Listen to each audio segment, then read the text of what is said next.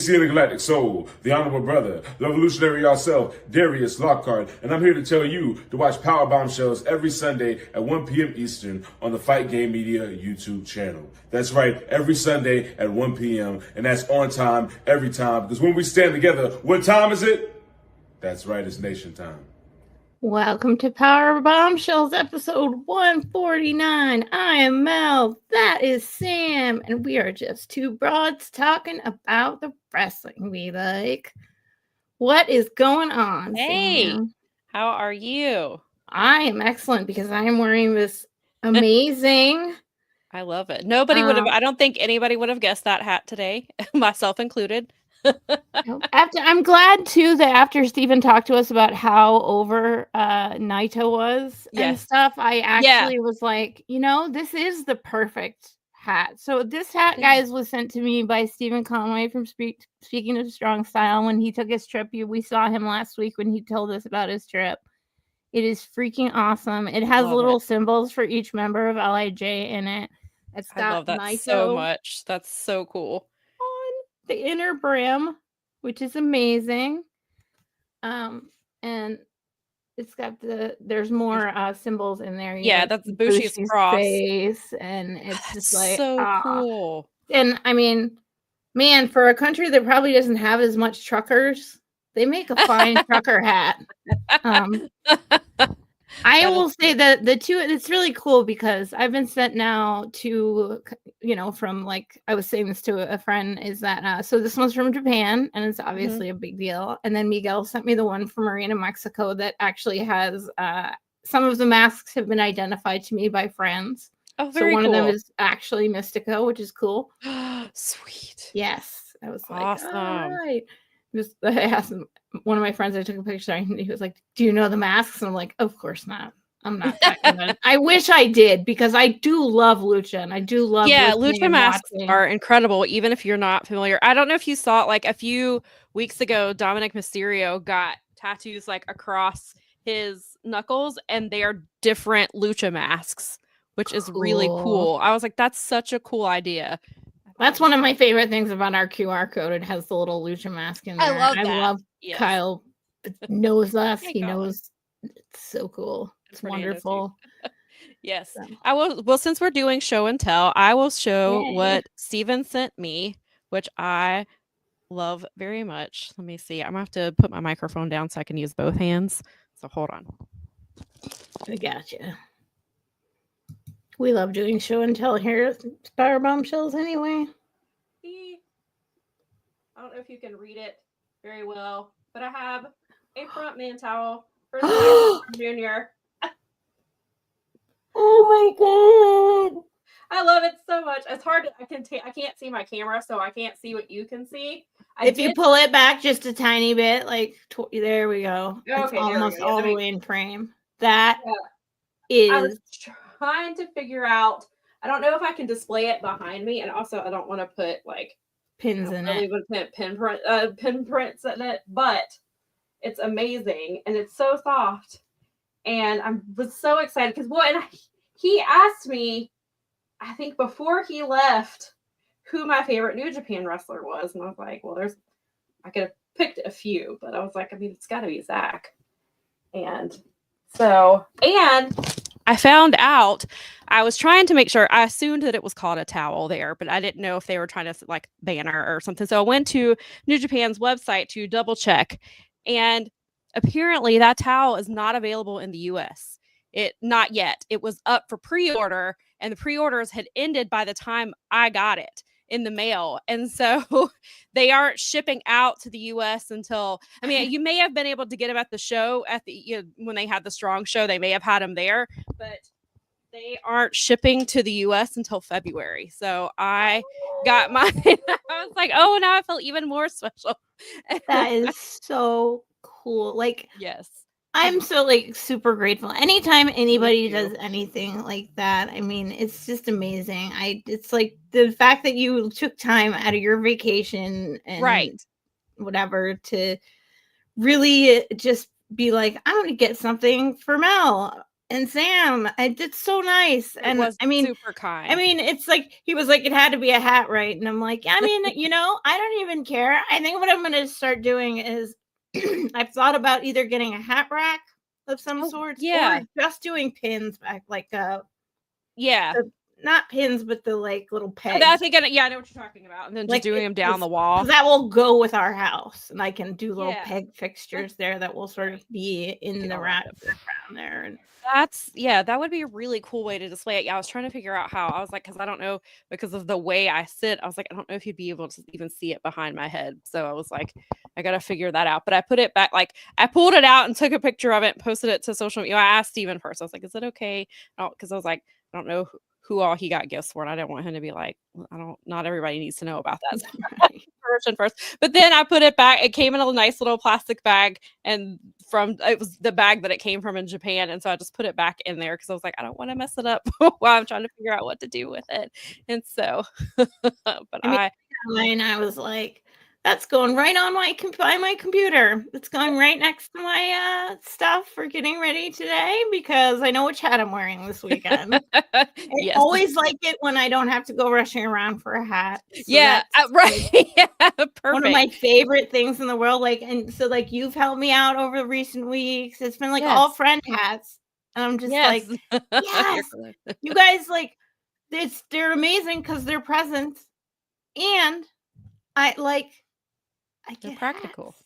Yes. I get hats. It's amazing. It's like they're from my friends, and I need them, and you make my life easier. Yes. See, it's a win-win-win.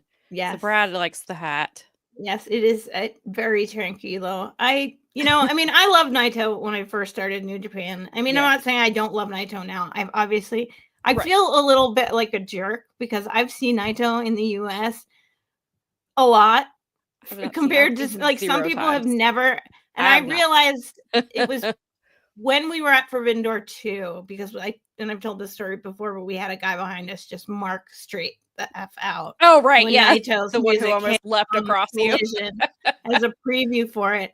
And he was like losing his mind. And I realized, I was like, we're really spoiled, because it's not that I'm not marking out, but like this guy has never seen him and never expected to see him in the US clearly, and just lost it. And I was like, that's like wholesome.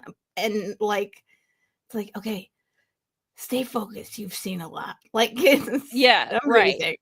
So it's just so cool. I love all of it. So, I mean, I got to see him wrestle Ibushi at Madison Square Garden. That's incredible. Before Ibushi went away.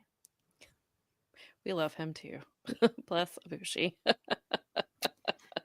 But yes, I'm very excited about the Zach towel. No, that's amazing. That's my first, because I was telling Steven, I was like, I think this is my first actual like official piece of Japanese merch. And it came from Japan. And Nikki was like, well, you have, and she reminded me, I do have the Juice Robinson shirt that I bought, but I got that when I went to Chicago for Starcast. And I think it's when I don't remember if it was the day that I met Okada or if it was the day I met Punk. I think it was the day, because they move you through really quickly. And I can't remember which day we walked around the store. It might have been the day we met Punk, and we walked around the store, and Nikki found it. It was the only Juice Robinson shirt they had. And it was, it is one of his shirts from when he was in Japan, and it was my size. And Nikki was like, look, and she handed it to me, and she was like, cause she knows, I mean, she loves Juice too, but she knows that I'm a big Juice fan. So I guess it's technically my second piece of New Japan merch, but it is my first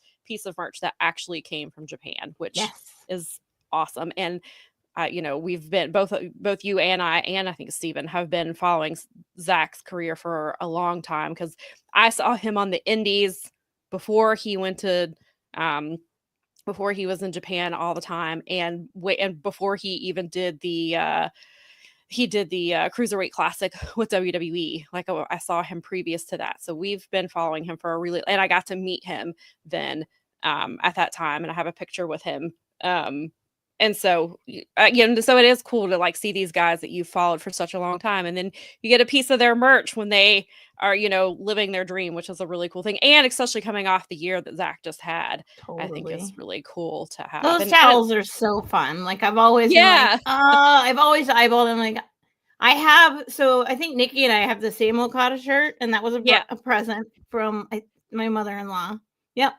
Yep, the cartoon. Yeah. I think Nikki and I have the same Okada shirt, and I think they ordered it for me. It was a present from, I think my mother-in-law gave it to me. Oh, very cool.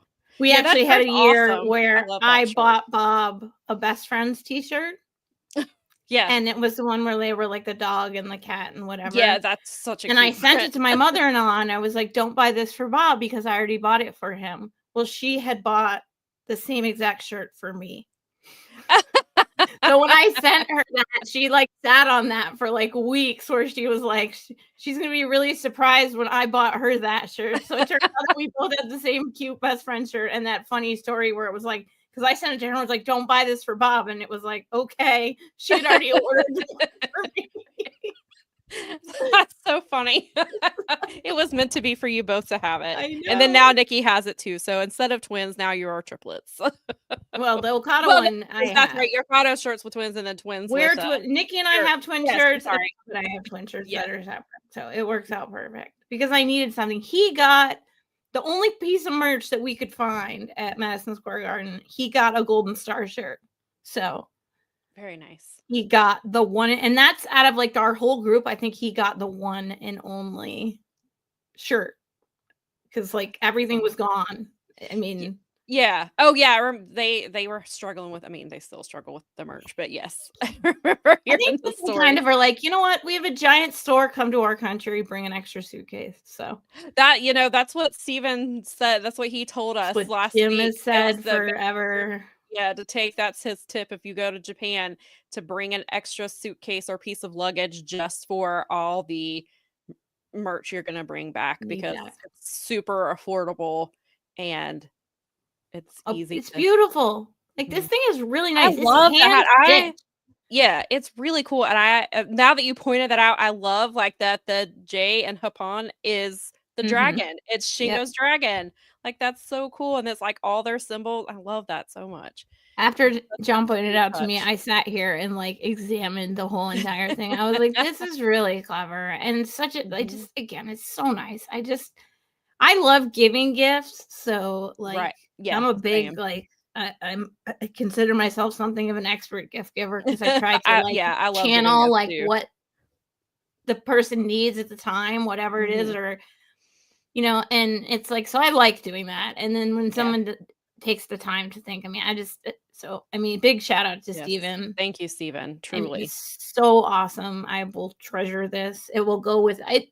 I love my wrestling. Like I never bought an 8x10. My first 8x10, and I've told this story a few times on the show, but for anyone who's new, my first 8x10 was actually gifted to me by a friend, and it was the middle of spring, I think, and it was at OTT, and Jeff Cobb was wrestling there, and he thought to buy me. He's like, I feel bad because she always sends me Christmas cards, and I never send her anything back. And Jeff Cobb said, well, do you want me to write Merry Christmas on it?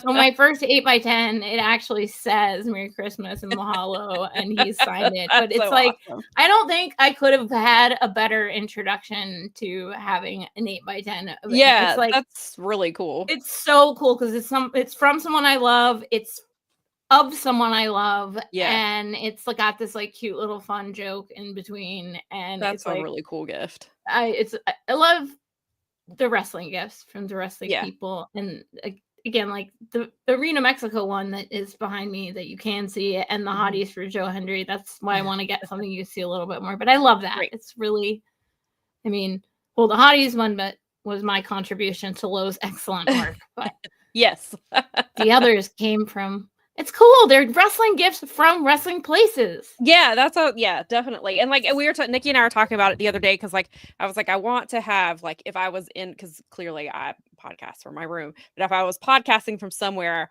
where I could like hang my memorabilia. I mean, like I do have a piece of memorabilia, which I'll talk about in a second, but like I want somewhere to put more of it. And I have quite a few 8x10s that need to be signed. But then when we went to StarCast, some of the pictures were big, like they're not 8x10s. And I don't know. I was telling Nikki they might be like the A4 frames, which is like the European size. And I need to look and see what those sizes are, because I've got a couple that are like really tall. And I'm like, how am I supposed to frame this? So, well, the biggest thing about anything that you display, and this is something that I learned early on because is light.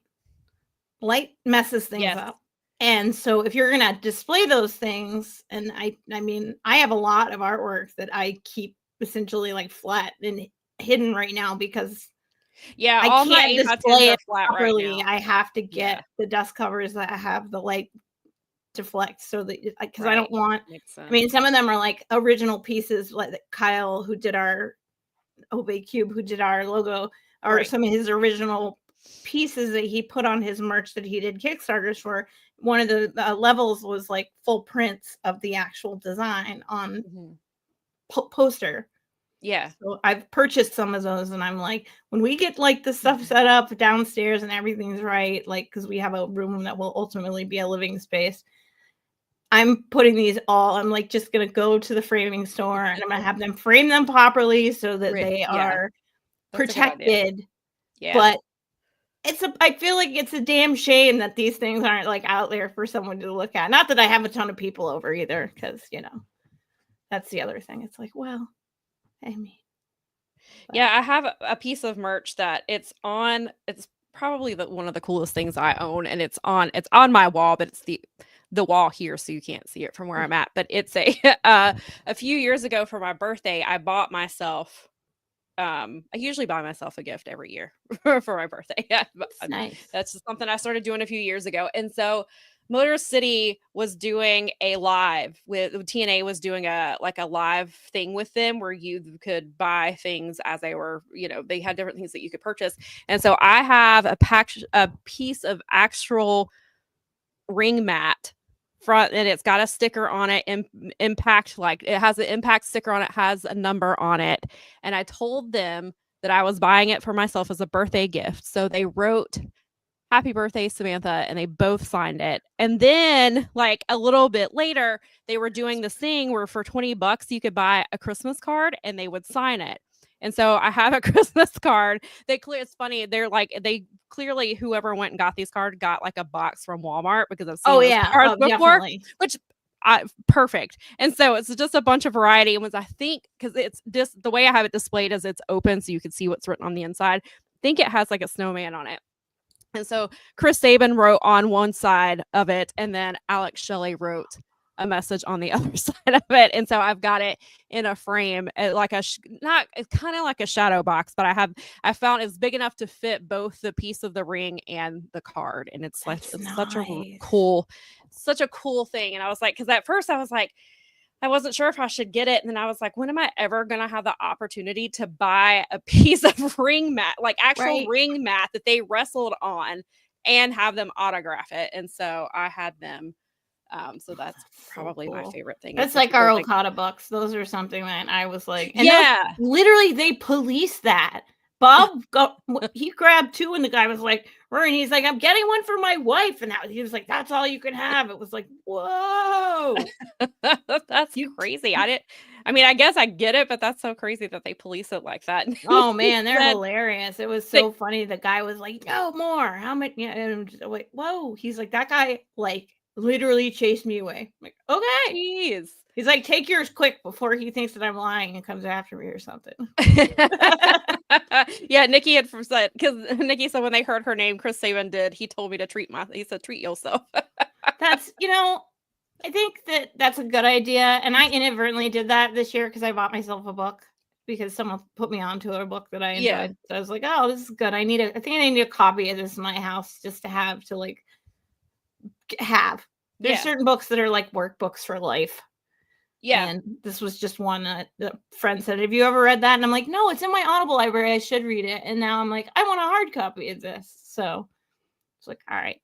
But yeah, it's so much more fun when you get. I do the Christmas card thing, and I'm guilty of this. And anyone who has gotten Christmas cards from me over the years knows or may have my greatest hope is that some of my friends have received the same card from me over and over, because what I usually do is, because Bob, over his varying careers, a couple of the places he worked, they sold greeting cards. Mm-hmm. And so at the end of the season, for Christmas especially, he would get them for like $1.99 for like. Right.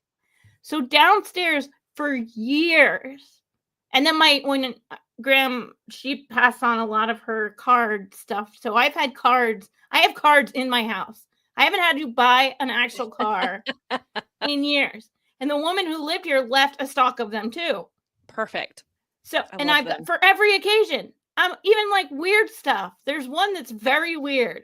It's like a whole, like, we've been friends forever and we've always been. I'm like, whoa, what? Because then you're like, what situation prompted this? And why does someone make a greeting card about it? But I digress. I have so many Christmas cards, and then I doctor them, or I draw them, or I do something that pertinent to the human that I send them to. I have been lucky enough to receive some of them, and I love them.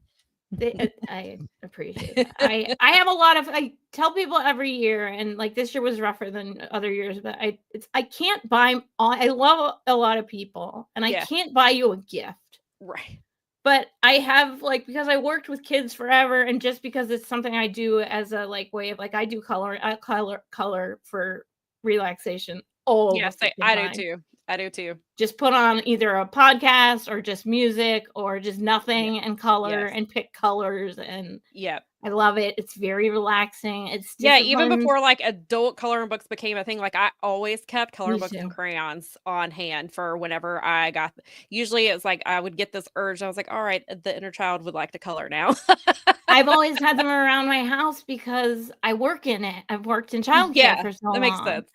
And so not only do I like to color, and I did the same thing, I would just, it's like, well, we have 13 of these. I'm like, I'll take that. I'll color in it at home. I don't care. Yeah. Because, I mean, I worked with primarily nonprofits, so we would get a lot of donations. Oh, I'm sure. Just like, right. The kids are never going to use this one. And I'm like, I'll take it if you don't care. I'm allowed, and it's not going to break any of your rules. Right. Yeah. I mean, you might as well put I'll color at work. I mean, I'll color on my breaks or whatever if I have to, But that's definitely a good stress reliever for sure. Oh man, I highly recommend that. That is like, when people talk like, do you meditate? And I'm not slagging on meditation or yoga. If you're into that, that's your thing. Yeah. But it's something you can do at home, and you can even like print off sheets if you can't afford to, like, or if you're like someone that's not mobile. You can either order them cheaply from craft stores, or, I mean, the dollar store has like kid ones.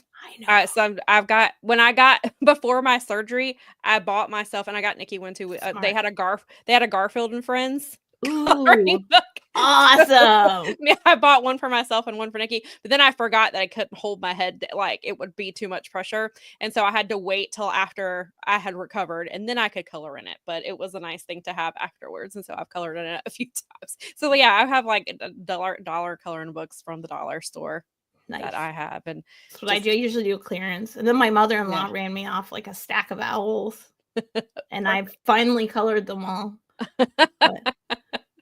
In varying, like, so color therapy is something we recommend. We highly recommend it. We highly recommend color therapy, especially in these times. Yeah, especially something that makes you happy or lets you. One of my things that I need to work on with color is I am somebody who always wants to. I mean, sometimes I would not do it, but sometimes I'm one who wants to specifically, like, the tree is always brown, the grass is always green, and I was like, I need to like let go of that rigidity and just color it whatever. I can have orange grass if I want to. Like, I need to be like, I have to. Sometimes I realize that I get really rigid with things, and I'm like, it's okay to like color it whatever you feel like, because there's some things, like I have like a coloring book with cats, and so the cats are like purple different colors. Nice. And so like I need to quit. But I notice like sometimes like I can get really rigid and like it has to be this shade, it has to be this, and I'm like, no, it really doesn't have to be that. One of the things that I do as an exercise, sometimes I'll get like, because I've got colored pencils and I've got pens that I specifically bought. I bought gel pens. I went. Last That's year what I did. I finally went all in and got the pens so that I could have that as an alternative, and I enjoy it.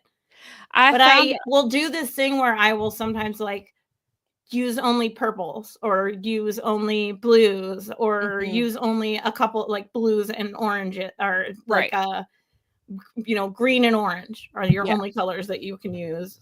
But like you can take all the shades. So I'll like pull out all of those colors that are that color and I'll just set them aside and go from there. Yeah. But I mean, I even like right next to me, I have a little palette because I have like a little piece of paper where I've like scribbled off so I know what color it actually looks like on the paper. Like a little palette. Yeah. Yeah. I bought 2 sets from different companies because I read through like reviews and like because the planner I bought last year is really nice, but she specifically had coloring pages at the beginning of each month, which is part of the reason I got it.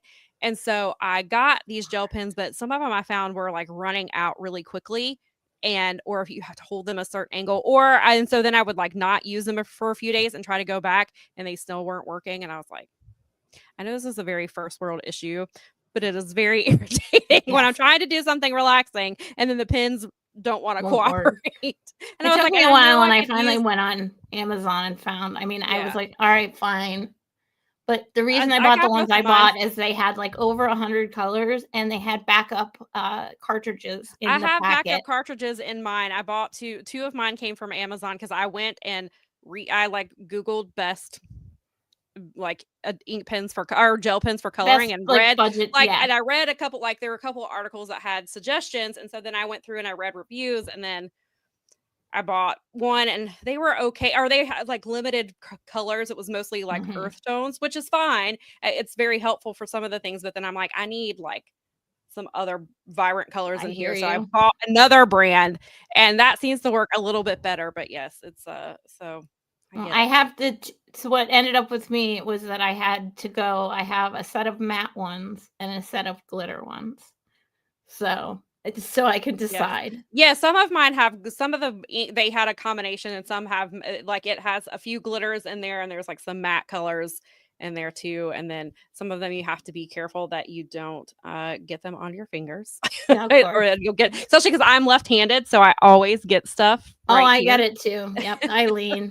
I'm a leaner. So yeah. Yes. It's always what's really funny because you do it like with the kids or it's like when you would color with the kids and all these other stuff you would forget and you just like the kids would have your little ink marks on your face because you go like this right afterwards and then you're right.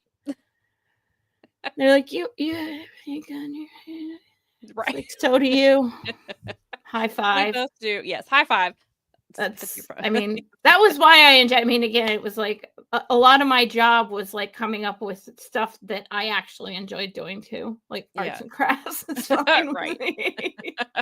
Yeah, Nikki also has a stack of 99-cent coloring books, and she was saying that she would do that at school sometimes, and she started off coloring random colors, and her friend in high school used to tell her she'd never think to put those colors together, and it made her feel fancy. Nice. It's fun to just mess with it sometimes and just like, hello, welcome.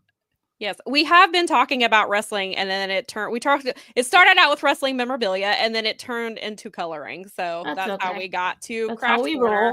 This is how we got to Craft Corner with Sam and Mel. we were, and let me go back to something Brad said. He was talking about merch and how like sometimes it can be difficult to find. He can't order directly from Japan because of their sizes run small, and so he has to wait for pro wrestling tees. And then was also saying that he's not a huge 8x10 fan. I usually bring my own item like a toy or one of our belts or a magazine.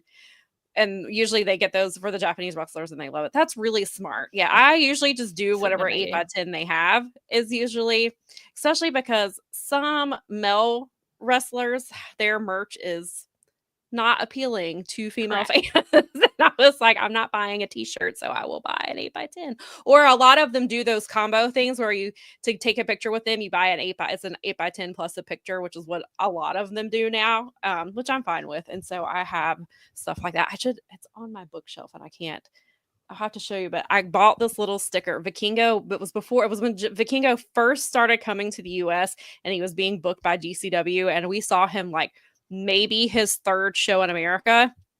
that we got to see him, and he was selling these little stickers that are they're like little cartoon stickers of him. They're so freaking cute. And so I have that. I bought that in addition because I got the 8x10 so that I could get a picture with him, because my entire mission that show was I have to meet Vikingo.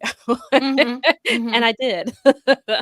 And so Brad said that his favorite item is Billy Dixon's ring used overalls that he gave to Kathy after she had a breakdown after Darius Carter beat him and she lost it. That's Billy Dixon. Awesome. Billy Dixon. Also, speaking of, I keep meaning to bring this up. When I know we talked about it a few weeks ago, but also on this very YouTube channel or this YouTube platform, if you go to the Ashe Wrestling, they have started showing weekly episodes on Thursdays at 8 p.m. is when they premiere, and then of course you can watch them anytime after. And this past Thursday was episode 3, so they're showing matches from the very first Ashe show in December of 2023, and Darius does all of it.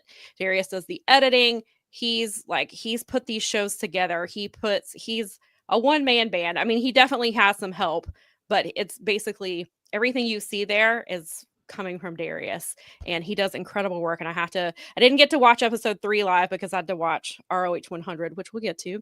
I had to watch that live, but I'll probably try to get through it today. And they joined Blue Sky last a week and a half ago, so they're over there now. And if you watch the shows and you decide to tweet about them, you can use the hashtag #WatchAshe, and that helps them. But they've been getting a ton of really great feedback. I saw they retweeted somebody from Voices of Wrestling checked out one of the shows and had really cool things to say about it. And it seems like it's starting to really pick up, which I'm excited about. And so they've got some exciting things coming up. We're going to try to get Darius when he has some time to try to get Darius back over here, because, they just had their 1-year anniversary in December. They're getting ready to go to Indianapolis, Royal Rumble weekend. There's there's 5 promotions that are doing shows together, and then they are going to be in Vegas Mania weekend. They'll be there that Thursday, I believe, is their show there. They have released some details, but I'm sure that's coming soon. And so these are their first shows. So their shows in Indianapolis, those are their first ones outside of Charlotte. And so that's a big deal. And now they've got the YouTube stuff to kind of introduce people to that. So when they start traveling around, so we'll try to get Darius on here sometime soon so that we can talk to him about all the exciting things that are happening and all the things that he learned in his first year of having his own promotion. So I definitely would like to get him back on, but definitely check them out, especially because Darius is kind enough to leave us to have our opening for us. Even though we are on Wizard Time, which we should make him go back and edit. Actually, it's funnier. I think it cracks me up every single week. It's kind of perfect for us, and it's that is true. It's a little bit uniquely us. I'm like, nah, we'll just leave it. It's and I think it's funny, and I think that the people that are accustomed to being here every Sunday kind of get a kick out of it too, because they're like, well, we know they're on Wizard Time, and they know they're on Wizard Time, so really it's just, and plus it's Darius because he's awesome, so it's just one of these kind enough to do that. So it's a perfect it's the most Powerbombshells thing. It's perfect. That's very true. And Mel and I were talking about it a little bit before the show. Next week is our 150th episode.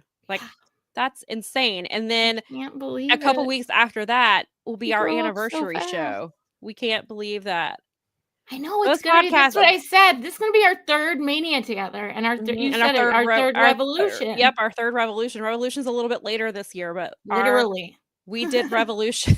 Yeah, we did Revolution. We did the post show. That was our first one, and so that was so Revolution holds a special place in our hearts because that was the first big show that we did together, and that was the first big pay-per-view. And so and then we did Mania, and then we did because I watched there's the more the Mania stuff that happens. And so because I was so fascinated by the fact that you were watching so much. And this is me, I'm that's the nerd. No, but I love it. And so Mel will she adds up all the hours of wrestling I watched during that period, and we try to come up with sometimes we count the number of sometimes I will track the number of matches that are on those shows and how many matches I watch in that 4-day period.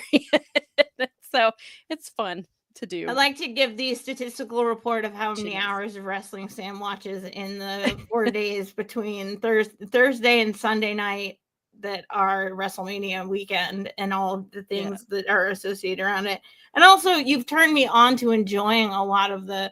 It's like Bloodsport was for me before I even knew it. It was like I needed that in my life. I just hadn't gotten there yet. Yeah, because it was like when we were talking about Japan. It's like, yes, we will go see a death match because we like that sort of thing. And Josh Brunette is like the ultimate, like, he wants shoot wrestling to be a thing forever. And I kind of love him for that a little bit. And I mean, notwithstanding, it's just so, and then just seeing so many of the other promotions and seeing them like go from, I mean, some of these promotions are becoming a really big deal. Yeah. Like indie wrestling is kind of having a little bit of a. They are having a boom, and that's why I think it's so important. Like I was so excited when Ashe announced that they were going to be there this year, because that's to be on that platform on that weekend when there's so many shows. That's huge for them, and especially for a company that literally they're 13 months old.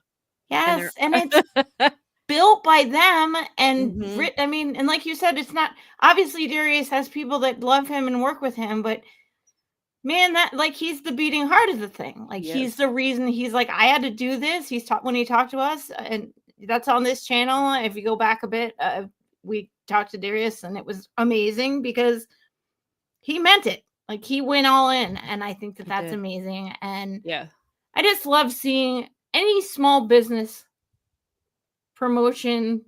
I mean, it covers a lot of bases because it's something I enjoy, and it's great for me if it shows up in my world. Right. And I get to watch it. But also it's like these are business owners now, and they're like able to like, and they're, because they understand from a wrestler's perspective, they can offer a better environment. They were filling a void in the market that was not there for a lot of the talent that is featured on that show. And not just in the ring, like you see it in commentary and the referees and and they integrate like music and other stuff into it just a little different. There's stuff on the fringe of it that keeps it. I like that because it gives it the festival carnival. But which I think it's an evolved version of it, which is one of the things that even in wrestling, this is happening in Ren Fairs, because I'm like friends being talent, is that it's okay you can do comedy without being gross and misogynistic. And I mean, even one of the older performers that I know, he like told us a whole story where he's trying to be mindful of like, no, I don't need to be funny by saying that, because like it ends up that there's someone in my audience that was represented by that comment, and it made me feel awful about it. And it's like, because it's like, you don't need to be funny like that. There's you can be clever and creative without being gross. And that's one of the things I say about Darius Carter, which I know that, you know, Kathy can cover her ears if she's listening. But one of the things about Darius Carter is he is very good at what he does without being lazy and relying on these tropes that you still see, like MJF.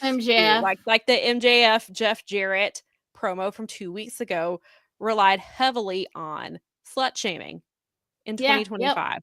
And it relied heavily on ageism and just these old tropes. And most of MJF's promos rely on 80s and 90s tactics. And I get it, but it's cheap hill heat. And like I've said it before, like MJF doesn't go for the low hanging fruit. He goes for the fruit that's rotted and fallen off the trees. Like that's typically what he goes for.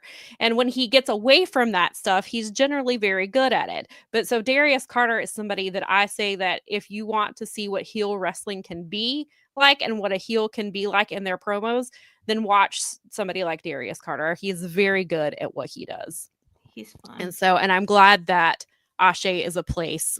I mean, he wrestles obviously in different places, but Ashe is a place that can showcase that. And if you start watching now, because we're in episode 3, well, if you go back and watch the very first episode, you'll start seeing what I'm talking about with Darius Carter, and this is going to be an ongoing story throughout the first year of that company. I loved it. I love the fact that like the original, I mean, I don't want to overly spoil it, but it's like from the day one, from the jump, they were like, you know, this battle for the supreme Darius. Like the Darius Carter and Darius Lockhart, Darius number 1, Darius number 2 has been.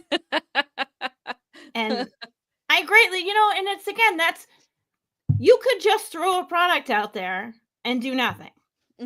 Or just have matches like we've talked about many times with them and other people, is you could just do matches. But they're not just doing matches. There's a story in there. Like for them to transition, CCW is also doing the same thing, and they actually have storylines in their thing. Cool. And it's funny because they're running on Thursdays also. It must be a thing. But they're in the town next door to me, and they've been back to YouTube streaming on Thursdays as well. And it's just, you could just do matches, or you could actually do, we need to get Paul Bowser back on here too, because I talked to him a little bit about some of the WWE. He's had a couple of his kids go to the ID program, so definitely like to talk to him. And I want to talk to him about again, just like with Ashe, they are, you know, doing a weekly thing now, and they're getting more sponsors from local vendors and so forth. Cool. And it's great because they're promoting local business. Yeah, I was gonna say that's like one of the people from here in town is sponsoring one of the ring skirts and has like a little, and he's also a wrestling fan. Right. And his wife is super creative, so she always makes like the funnest stuff to just bring over there. She makes like, you'd love it. It's a shop that you and Nikki would 100%. I would bring you to Green Time. It's spelled THYME. Yes, you told me about that, and that sounds right up our alley. Definitely your kind. You would love it. She actually makes the hand soap for the brewery. She like will deliver it, and she uses their beer, so it's like beer hand soap, which would seem weird, but it's actually really clever how she does it, and it's like the best hand soap. Yeah, I had some hand sanitizer during the pandemic that I can't remember where I got it from, but it was made with vodka. And that's what they used to, because of the alcohol. That's what they were doing because they were running out of the isopropyl alcohol. There were companies that were, I remember that company. Yeah, I have it was cool. It was just like a little tiny bottle, and it's had a very strong, interesting smell, but it made my hands feel clean. So it was going to kill whatever was on there. For sure. Yes, definitely with the alcohol content. A little more primping information there for y'all. So. All right. I guess we should. We're avoiding it. Now that we're having our indie topic, we will get into the wheel west. Our other topics that we have. There's a lot going on in wrestling right now, so we talked about a lot of it. So Wednesday, we had a big title match. A tag title match. It was Private Party defending their titles against Hurt Syndicate. And I think we all kind of knew where this was going as soon as it was announced. And MVP, before they made the match, so the week prior, MVP pointed out Bobby Lashley has held all kinds of singles gold, but in his career, he has never once held tag gold. And that is something he would like to do. So I got them a tag team match, a tag title match. And they're going to they're going to challenge Private Party next week for the titles. And lo and behold, Bobby Lashley has now won his very first tag team title in his entire wrestling career. He and Shelton Benjamin obviously has held tag titles with a lot of great teams over the years. And now he has his first gold in AEW. And while I'm not mad about it, like I think they're going to be good, I hate the way Private Party was treated as tag team champions and the way their reign went. It was beneath them. It felt like they did not care about Private Party at all. And prior to Private Party winning, we had talked about the fact that tag team wrestling in pretty much all companies, it's not just an AEW thing. WWE is very bad at it too. They're getting better, obviously bringing in a caliber like Motor City, and they're doing stories there. But when AEW started, they had a deep tag team division. They had incredible teams. There were teams I'd never seen before or had only heard of or had seen matches here and there. And then they just got where they just didn't. That was not a focus for them, just like women's wrestling was not a focus for them. Neither was tag team wrestling. And then the tag titles kind of hot potatoed around the same 3 teams. Or even though the Young Bucks went I think it was 2 years before they won the title, they were still relatively near the title picture. But then FTR held them and held them and held them. The Acclaimed got them and held them for a very long time. Then, there was the ROH titles with MJF and Adam Cole. Mm-hmm. And then they wouldn't relinquish those titles for a while. So it's just the tag team wrestling has been a mess. So finally it felt like, and so you and I talked a lot about how they squandered some opportunities. Best Friends never held the tag team titles. And now Chucky T has been forced into retirement, and Trent is dealing with an injury and had to have surgery. So they're probably never ever. Well, and their first and one of their defining, I mean, this company was basically started on a premise built by a tag team. And their first tag team champions, SCU, those guys are basically they're tag team one is royalty. You're doing what you're doing with CD.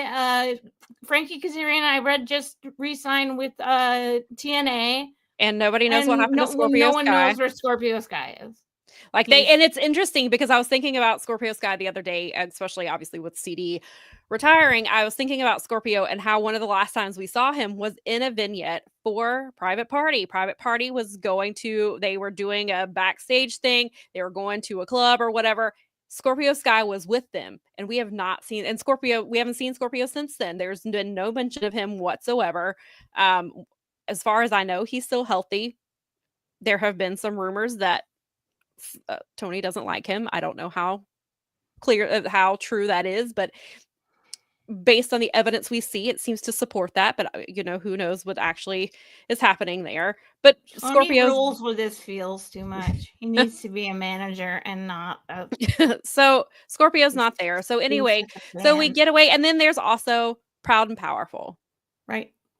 They never held the titles, and now one of them is Mike Santana, is a singles wrestler and doing incredibly well in TNA along with Frankie Kazarian. And then Ortiz wrestled once. He wrestled the parking lot brawl match that they did last year, and I don't think he lost Lucha Brothers.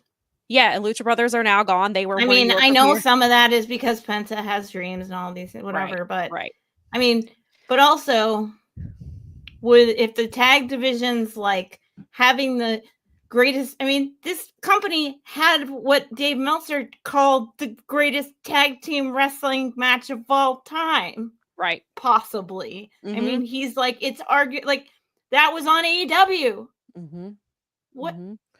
And it's just a lot of the stuff that they got away from after in their early years, in the first 2019, 2020, before, even into the pandemic, tag team wrestling was a big part of it. And that's something that they've gotten away from. And now they're losing people. Like you said, Penta is gone. Phoenix is there holding, doing whatever. He's floating. So it felt so the Young Bucks get the titles, and they did really well with it. And then they got where they weren't defending it because they were doing the Elite storyline. And then finally, Private Party back in year one had the match where they upset the Young Bucks in an incredible match. And then, of course, I mean, some of the Private Party stuff was, Mark Quinn was injured and he was out for a very long time. And so Zay was doing single stuff. He was in with Matt Hardy during the Hardy Party storyline. And then they bring Quinn back, and it takes a little bit to kind of get them back in the tag title picture. And then, so we finally get them in the spot where they win the tag titles. And then their very first defense is a 4-way match. Yeah. Which tells me, and a lot of people are of the mind that when you are put in a situation like that, is that they don't trust you as champions. So they are trying to put you in with other tag teams. They're protecting you, essentially. Right. And then they had the stuff where Private Party would come and watch. They would do their be set up at partiers as they are, right, and like watch in a tag suite team or whatever. And they would watch, or they'd watch from the stage, and they'd watch tag team matches to determine their number one contenders. And then their title reign lasted. I can't remember how long it lasted. I meant to look that up. It feels like not very long. Not very long at all.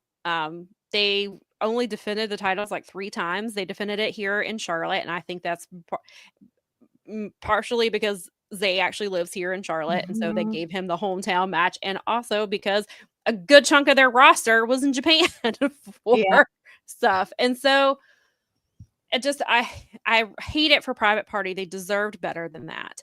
They deserve the opportunity to show what they can do, and that they could be champions. And I really hate more that wrestling, less gimmicking would have been fun. And then I think they should have dropped it on Dynamite, though. That's my problem. Is like, if you're gonna, like, that's where I feel like they got, as I tweeted, done dirty a little bit. Is like, you did it on Dynamite. Yeah. I mean, I know that sometimes that you want to, and I don't necessarily have an issue with titles being dropped on television, because it makes not necessarily, but this one, it makes you have to tune in and watch TV, and Revolution is not until March, so they clearly didn't want them holding it going into Revolution, which is, unfortunate. And I really like the Hurt Syndicate. They're in a big storyline. They are a major focus. So I'm hoping that this means that they're gonna actually give a fuck about these titles. Yeah, me too. They don't care about the division. It's just like the women's wrestling. It's a check mark. Hey, do we have a tag team champion? I mean, they have trios champions who have not defended their titles in months. And yes, it's part of it because they're in the Death Riders, but Jon Moxley defends his title at least at pay-per-views. They haven't defended those trios champions titles since, I think, Wrestle Dream, I believe, was like the last time. I might have to check that, but I keep forgetting about the trios. It's been months since they defended the trios title, and they don't carry them to the ring, obviously, because Mox doesn't carry his title here. They have the briefcase, but they don't carry their titles because they don't defend them. And so last night I was interesting because they have been kind of focusing more on Undisputed now that they have Kyle O'Reilly with them, and there was a promo they cut afterwards, and they've been kind of feuding with Shane Taylor Promotions, which I love. And Shane Taylor Promotions is also in their own story on ROH as well, and so it feels like they're gonna have Undisputed challenge eventually. I think at Revolution they're gonna challenge for those trios titles, and they're gonna take them. And then maybe they'll care about the trios titles for a little bit, but they don't care about, like, the Hurt Syndicate are big personalities, and so I mean, in theory, they should be getting TV time, which means the belts are out there. Hopefully, they're not just strutting around with them, and they're actually wrestling for them. Yeah. Well, and then you also have like the 6-man titles in ROH, held by Dustin Rhodes and the Von Erichs. Both members of the Von Erichs are injured. I was going to say, aren't they hurt? Yes, and they haven't defended those titles in months. But of course, he didn't. I mean, he did the same thing when Yuta was pure champion and was hurt. He didn't strip Yuta of the title because he was dealing with concussion symptoms, and so he didn't strip him, and he didn't defend that title for like 3 months. And when I asked about one of the media calls before Final Battle, I asked about the trios titles and for an update on the Von Erichs, and he said they were progressing well. They were he made it sound like they were close to coming back. I don't know how accurate that is, but like, so those trios titles are not being defended. Like, why are you not having them vacate? You could vacate those titles and have the Von Erichs win it back at All In Texas, because we know that's what's going to happen, is they're going to defend them there, which is fine. But in the meantime, let somebody else hold them. There's different factions down there. I mean, they could do, even, I believe Anthony Henry is cleared and they haven't brought Workhorseman back. You could put them on Workhorseman and Beef at this point. Like, you could do something with those. So in both ROH and AEW, the trios titles are just there. They don't do anything with them. And then Dustin and Sammy are the tag team champions in ROH. They haven't defended their titles since they went to Japan. Hmm. So it's only been like 3 weeks, but still, like, it's just, It's frustrating. And I want to be cautiously optimistic with this tag team division. I think the Hurt Syndicate, if they are going to focus on them the way that they have been, then yes, it will be good for the tag division. And then I saw apparently Dax has made a hint that they want the tag titles back. And I was like, please keep those titles away from them. But then there's the Outrunners. And there were rumors that the Young Bucks wanted to drop the titles to the Outrunners at one point. That was a discussion that was had, but they ultimately went with Private Party. But had they put the titles on the Outrunners, I don't know that anything would have been any different. I mean, yes, the Outrunners are featured fairly often, but if they were the champions, I don't know that they would have treated them any better than Private Party. And so I think that I hope that because they are on two wrestlers who are being prominently featured, that they'll actually care about the division and try to build it back up to what it used to, not even what it used to be, just better than it's been. Just better. That's what my hope is. Yeah. And so, I mean, I think that's why. Yeah, Jermaine we have some people that agree and don't agree with us. Yeah, I feel bad for Private Party, but Hurt Syndicate is the best decision if you're going to have them versus the Hounds of Hell. Right. But the point is, they don't give a shit about that tag team division. So the only reason I'm glad that Hurt Syndicate won is because I hope that means they're actually going to defend the titles. But if it's going to be more of the same, then what difference does it make if it's on Private Party or not, if you're not going to use them? But it looks like they're going to utilize them against the Hounds of Hell through Revolution. But then what happens after Revolution? Are you going to continue? Even if Hounds of Hell get those titles, say that they win them, are we going to fall back into the same situation that we've been in with the tag team division? I'd rather see them feud with Hounds of Hell than FTR right now, because that's something new. Yeah, and I hope, and it seems like that's where they're going, and I hope that they do, and I think it'll be great. I think Buddy Matthews and Brody King are great. So yeah, they're incredible. And having Julia just be the head of the table and just having it be that way. There's no leaders here, and I was like, oh no, Julia. Oh no, Julia is definitely. Julia is your leader of House. There may not be a leader, but Julia is in charge. Julia, she's the boss. She's the boss. She's the boss. The house always wins, and she's the house. So I mean, and she changed her music because they can't say House always wins because House of Black was because of Alistair. So now she has changed it to Heart Always Wins. Is what she. I like it. I like that her transition. I'm glad they kept her song because her song is really great. It fits her so well. Yeah. And I really like that she's changed it to the Heart Always Wins. Yeah. Yes, I really that's like nice. That a lot. Yeah. And I mean, maybe the only reason we're in the minority is because Private Party deserved better. It's we just wanted to see Private Party have an actual run, not be a placeholder. Right, exactly, and actually care about your division. And if you knew that you were going to do that, use somebody else. Yeah, it's very that it's not either somebody that is not going to hurt to have them lose it. Yeah, or because and they got decimated in that match after this now. Yeah, what's Private Party do? They don't want the titles on them, so that means that they get kicked to the back because they get to start all over now. So do we even see... And then you have like Top Flight and Leo and Action, but last night you had Darius challenge Leo in a singles match, which is fine because of the story that they've been telling. But so those are two more tag teams. What are you going to do with them? Like they're good because they're small, they're smaller. So, and you have them on, which doesn't necessarily mean that they can't have good matches. And I know what the point was, but the Hurt Syndicate decimated Private Party. Private Party got in offense in the beginning. They did like gin and juice. They did some stuff, and then they owned them the last half of that match. Like they let them get in a few things, and then just.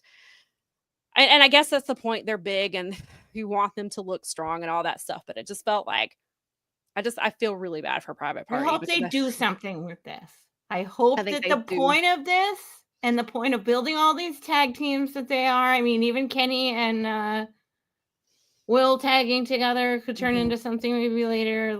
I mean, they weren't planning. I don't think they were planning for Omega and Hangman to keep tagging as long as they did, but they got over with the fans and they belted them for a little bit. So that could be something they potentially get to at some point. Maybe I hope that Hurt Syndicate is the great resurrection of the tag team division in AEW. So. I want them to be. Like, I love tag team wrestling. Those two are veterans. Me too. No, I thought the Hounds of Hell thing was pretty clever. That match wasn't half bad. Yeah. It wasn't like, oh my God, but I enjoyed the match. Like, yeah. It's just, yeah, I really, and Maria's right. They didn't have a plan for Private Party. They elevated Top Flight a little bit, elevated Leo and Action, but that was a feud between the four of them, not really Private Party. They were feuding. Private Party's belts were secondary to what they were doing. And so, like you said, what do they do with Private Party now? Yeah, they're an original. They're tag teams that have been there since the beginning of this. And so, I don't know what they do with Private Party now. I don't know what they're going to do with Leo and Action Andretti, and I don't know what they're going to do with Top Flight. I guess that they could have, it sounds like they're maybe at least keeping the storyline going between them, which is good because you need feuds outside of titles. We talk about that with the women all the time. Like, you don't always have to have feuds revolving around the belt. So at least it seems like they're keeping Top Flight and Action and Leo feuding and doing their own thing outside of the title picture. But then where does Private Party fit into that? So it'll be interesting to see if they just like go away or they end up on Ring of Honor. I don't know.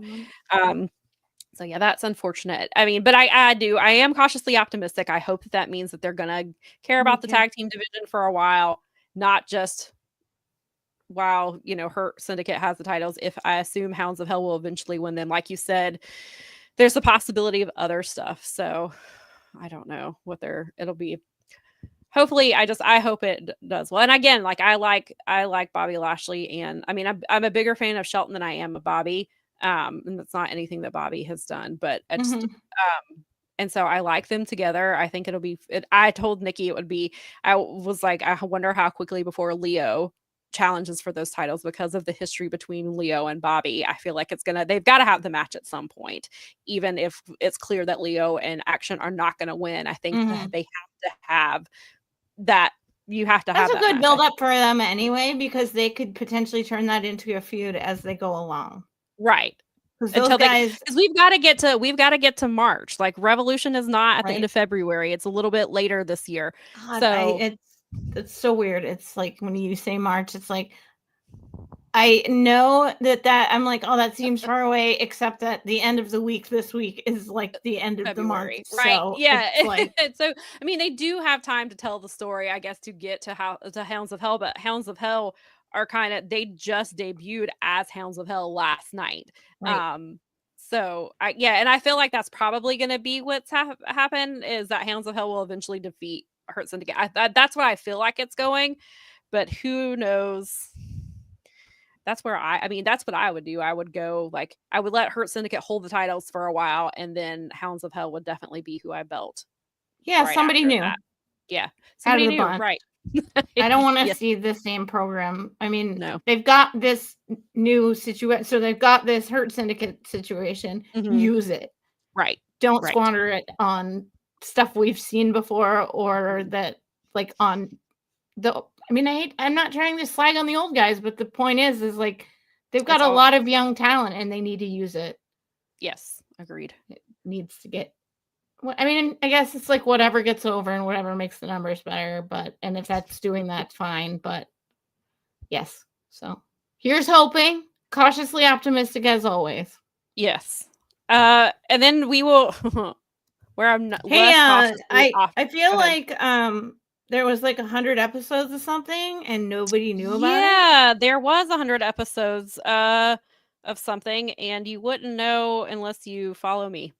Yeah, true. Or follow other people who watch. True story. I saw that you and three or four of the other 12 of you who are irate about this actually talked about it a couple times this week. So we did. Yes. So ROH Sam's been spreading the word about this on other podcasts even.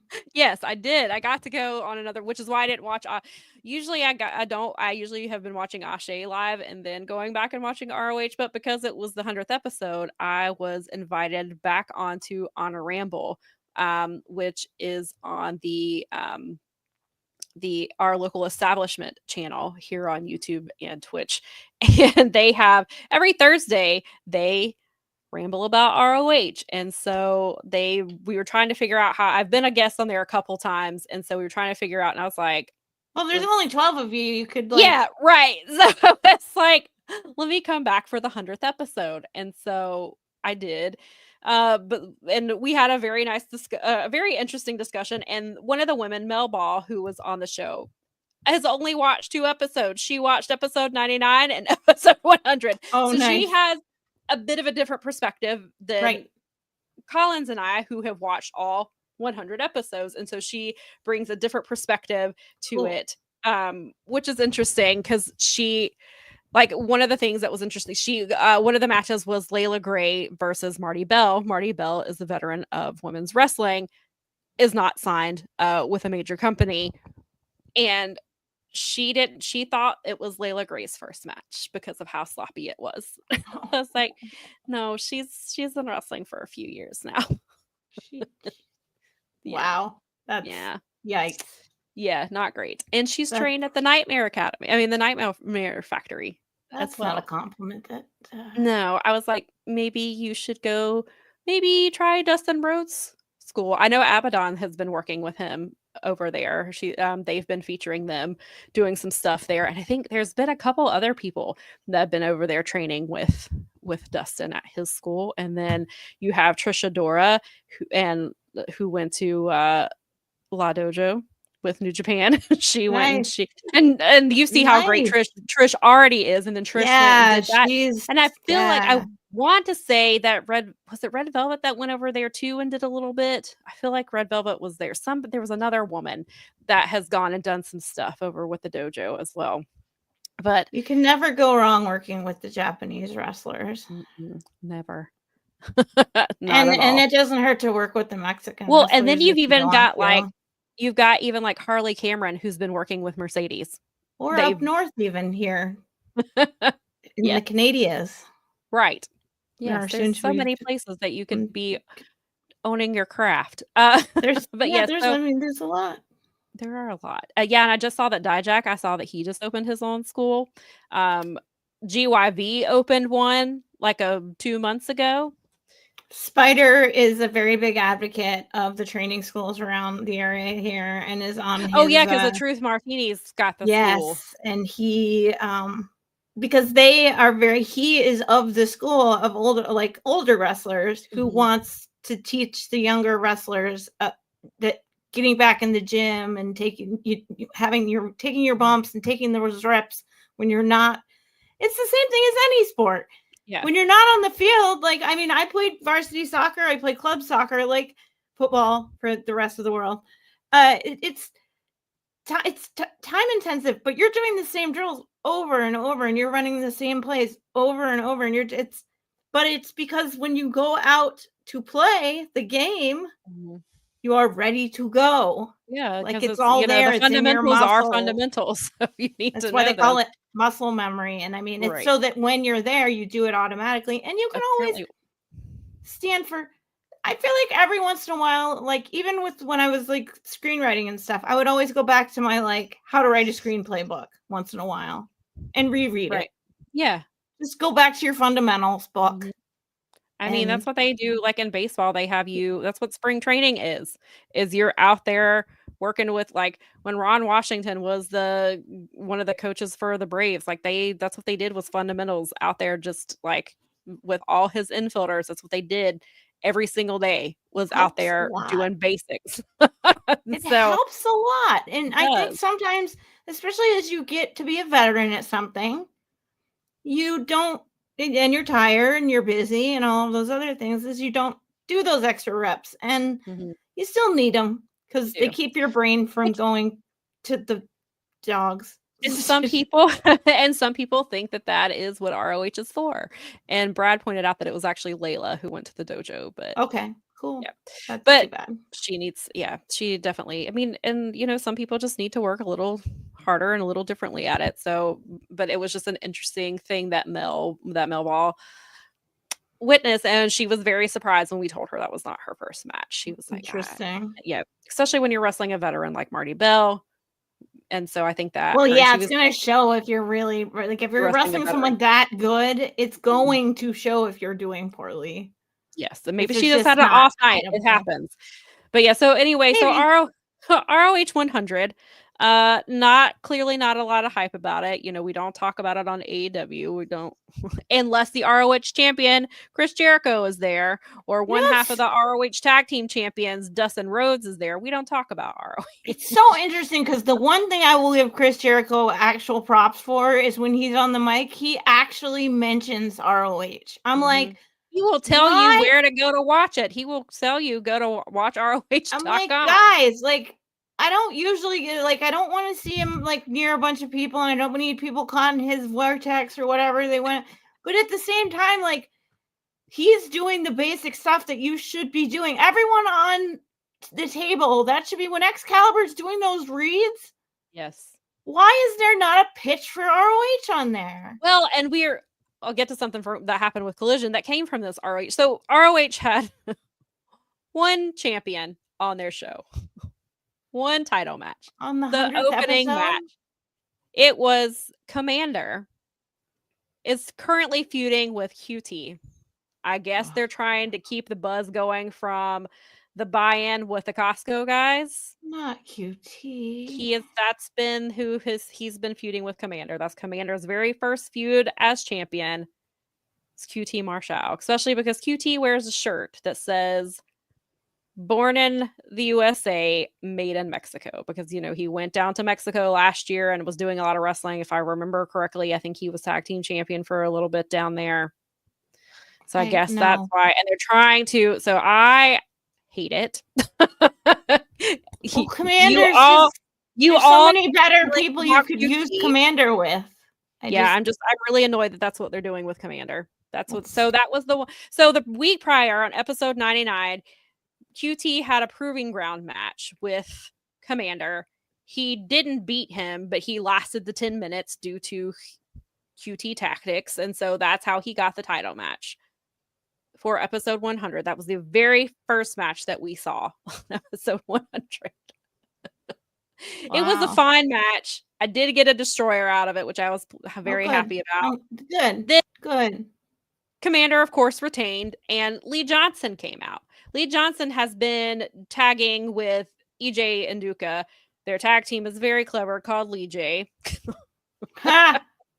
And so since Lee has been doing tag team things, they are making him do a proving ground match with Commander next week, which I guess I get because he needs to prove himself as a singles wrestler in this situation. So we are getting that next week. Then there was a lot of, heading into the show, we had 3 actual announced matches, and then everybody else was in action, which is generally when they are wrestling a local wrestler.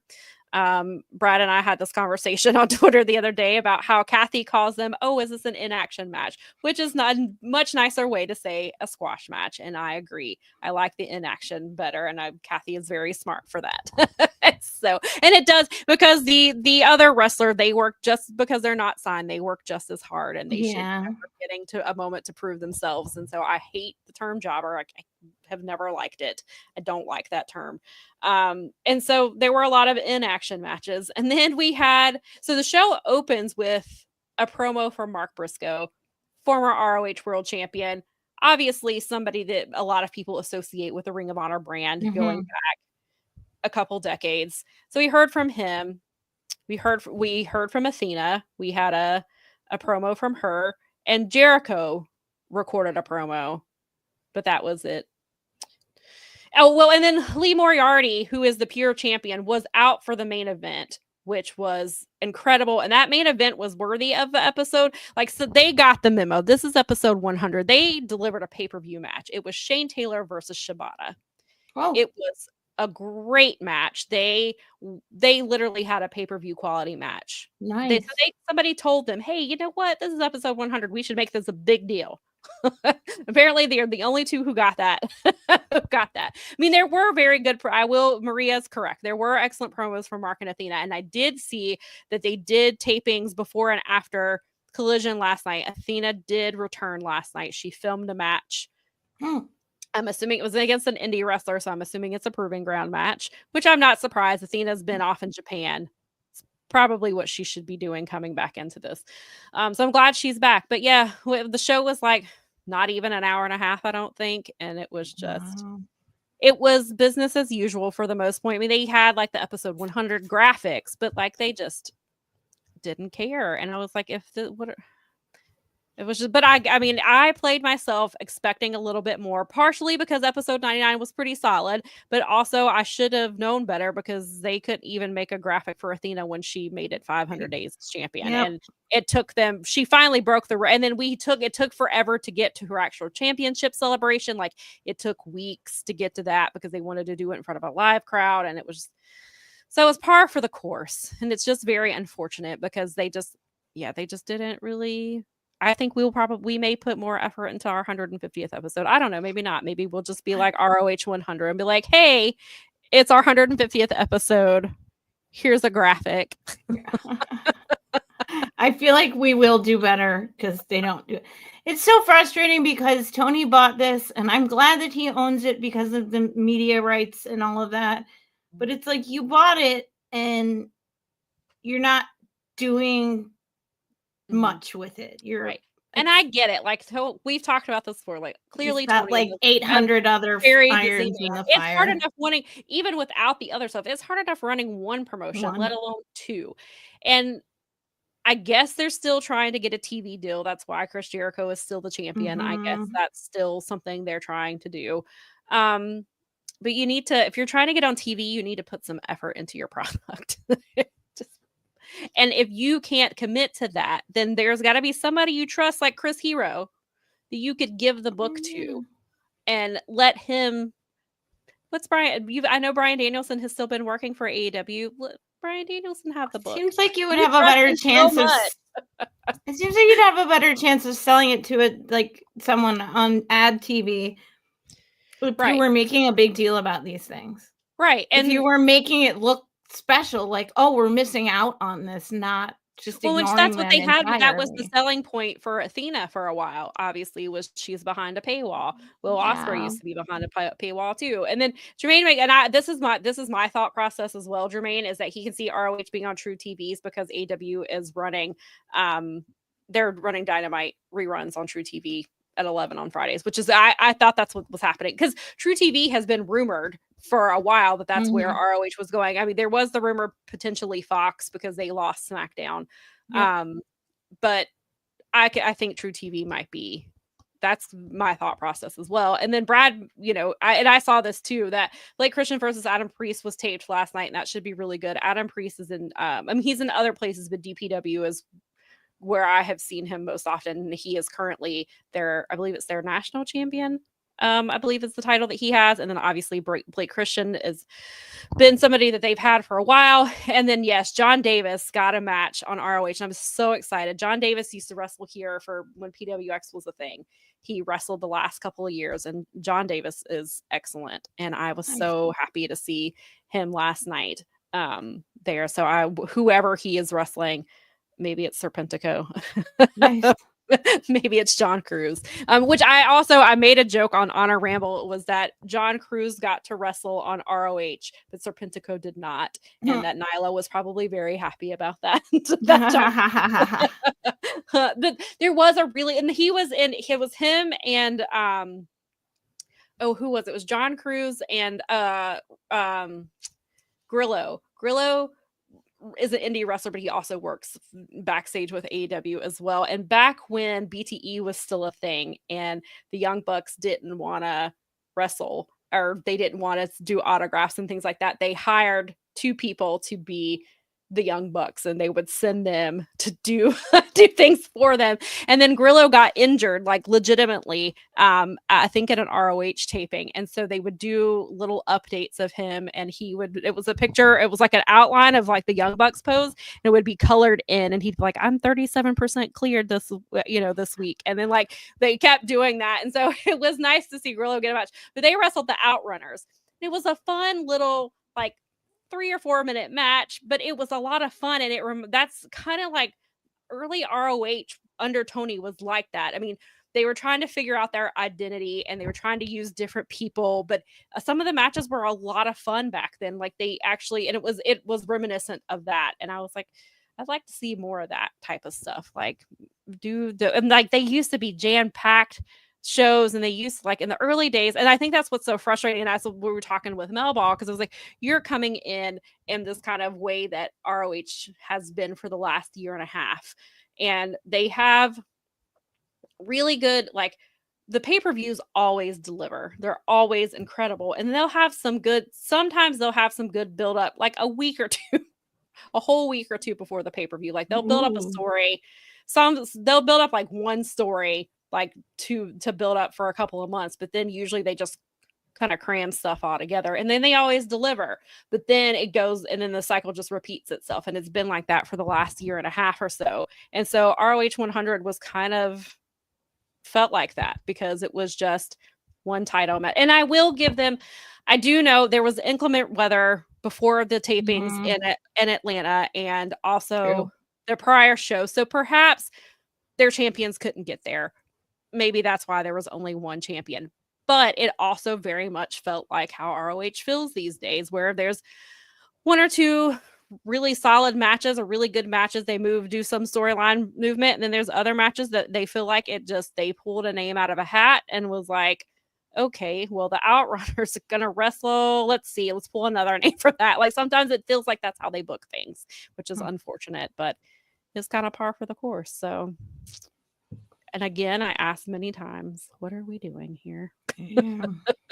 I don't think Tony knows either. So that has been bad for the people that, I mean, you guys have been like loyal, all 12 of you, and we have been. This is how he treats you. Yes. And so what I mentioned before was, so like after Shibata versus Shane Taylor, a promo, so that was the main event. The very last thing we see is a promo that was clearly pre-taped. Don Callis putting over Takeshita in the way that he does. Takeshita challenged Shibata for the international title, but not for next week's ROH, for last night's Collision. Mm-hmm. So this is what we do. Like, why doesn't ROH? Why don't we deserve that match? Why don't you make your subscribers turn in? Why don't you make people subscribe to ROH so that they can watch that match? Like, why are you giving it away on Collision? What are you? Especially because Shibata is a former ROH Pure champion, so it's not like he's not. I mean, maybe Takeshita, maybe ROH is beneath him. I don't know. Or for Don Callis' purposes, maybe that's it. But just like, it's so frustrating that that's what you're doing. You're giving away these matches that you should be putting on our club instead of people to subscribe. Right. And so that's what he was doing that was the point with MJF having, and Adam Cole having the ROH titles. That's what they were doing. Like, come see them. And then Adam got hurt. And then instead of MJF relinquishing the titles, he just held on to him. And they did he had somebody wrestle for him, like in his place, and just like he did nothing for those titles. I hope the lack of effort, I mean, even though I don't think that it's the right way to approach it, I hope the lack of effort is coming from a place of, oh, we found a home for this. We don't need to make a big deal of it. We're just waiting to make the announcement, or they're in talks and they're like only half-assing it because they're trying to getting it sold more seriously, which again, you're kind of shooting yourself in the foot because you're making the product look less attractive by not paying attention to it. But I don't know. I hope the reason that he's like low effort right now is that he's signing a deal, and that low effort will go away because it's on a TV channel or something. Maybe, but I was like, if you're not getting a TV deal, get that title off of Jericho. Just Jericho. Get it off. Get it back on the TV. Put it on Shane Taylor. Well, I don't understand why you're not. The only reason that you wouldn't push people to subscribe is because you have some alternative. Otherwise, you're squandering sometimes AEW is just not good at promoting things. We've seen that.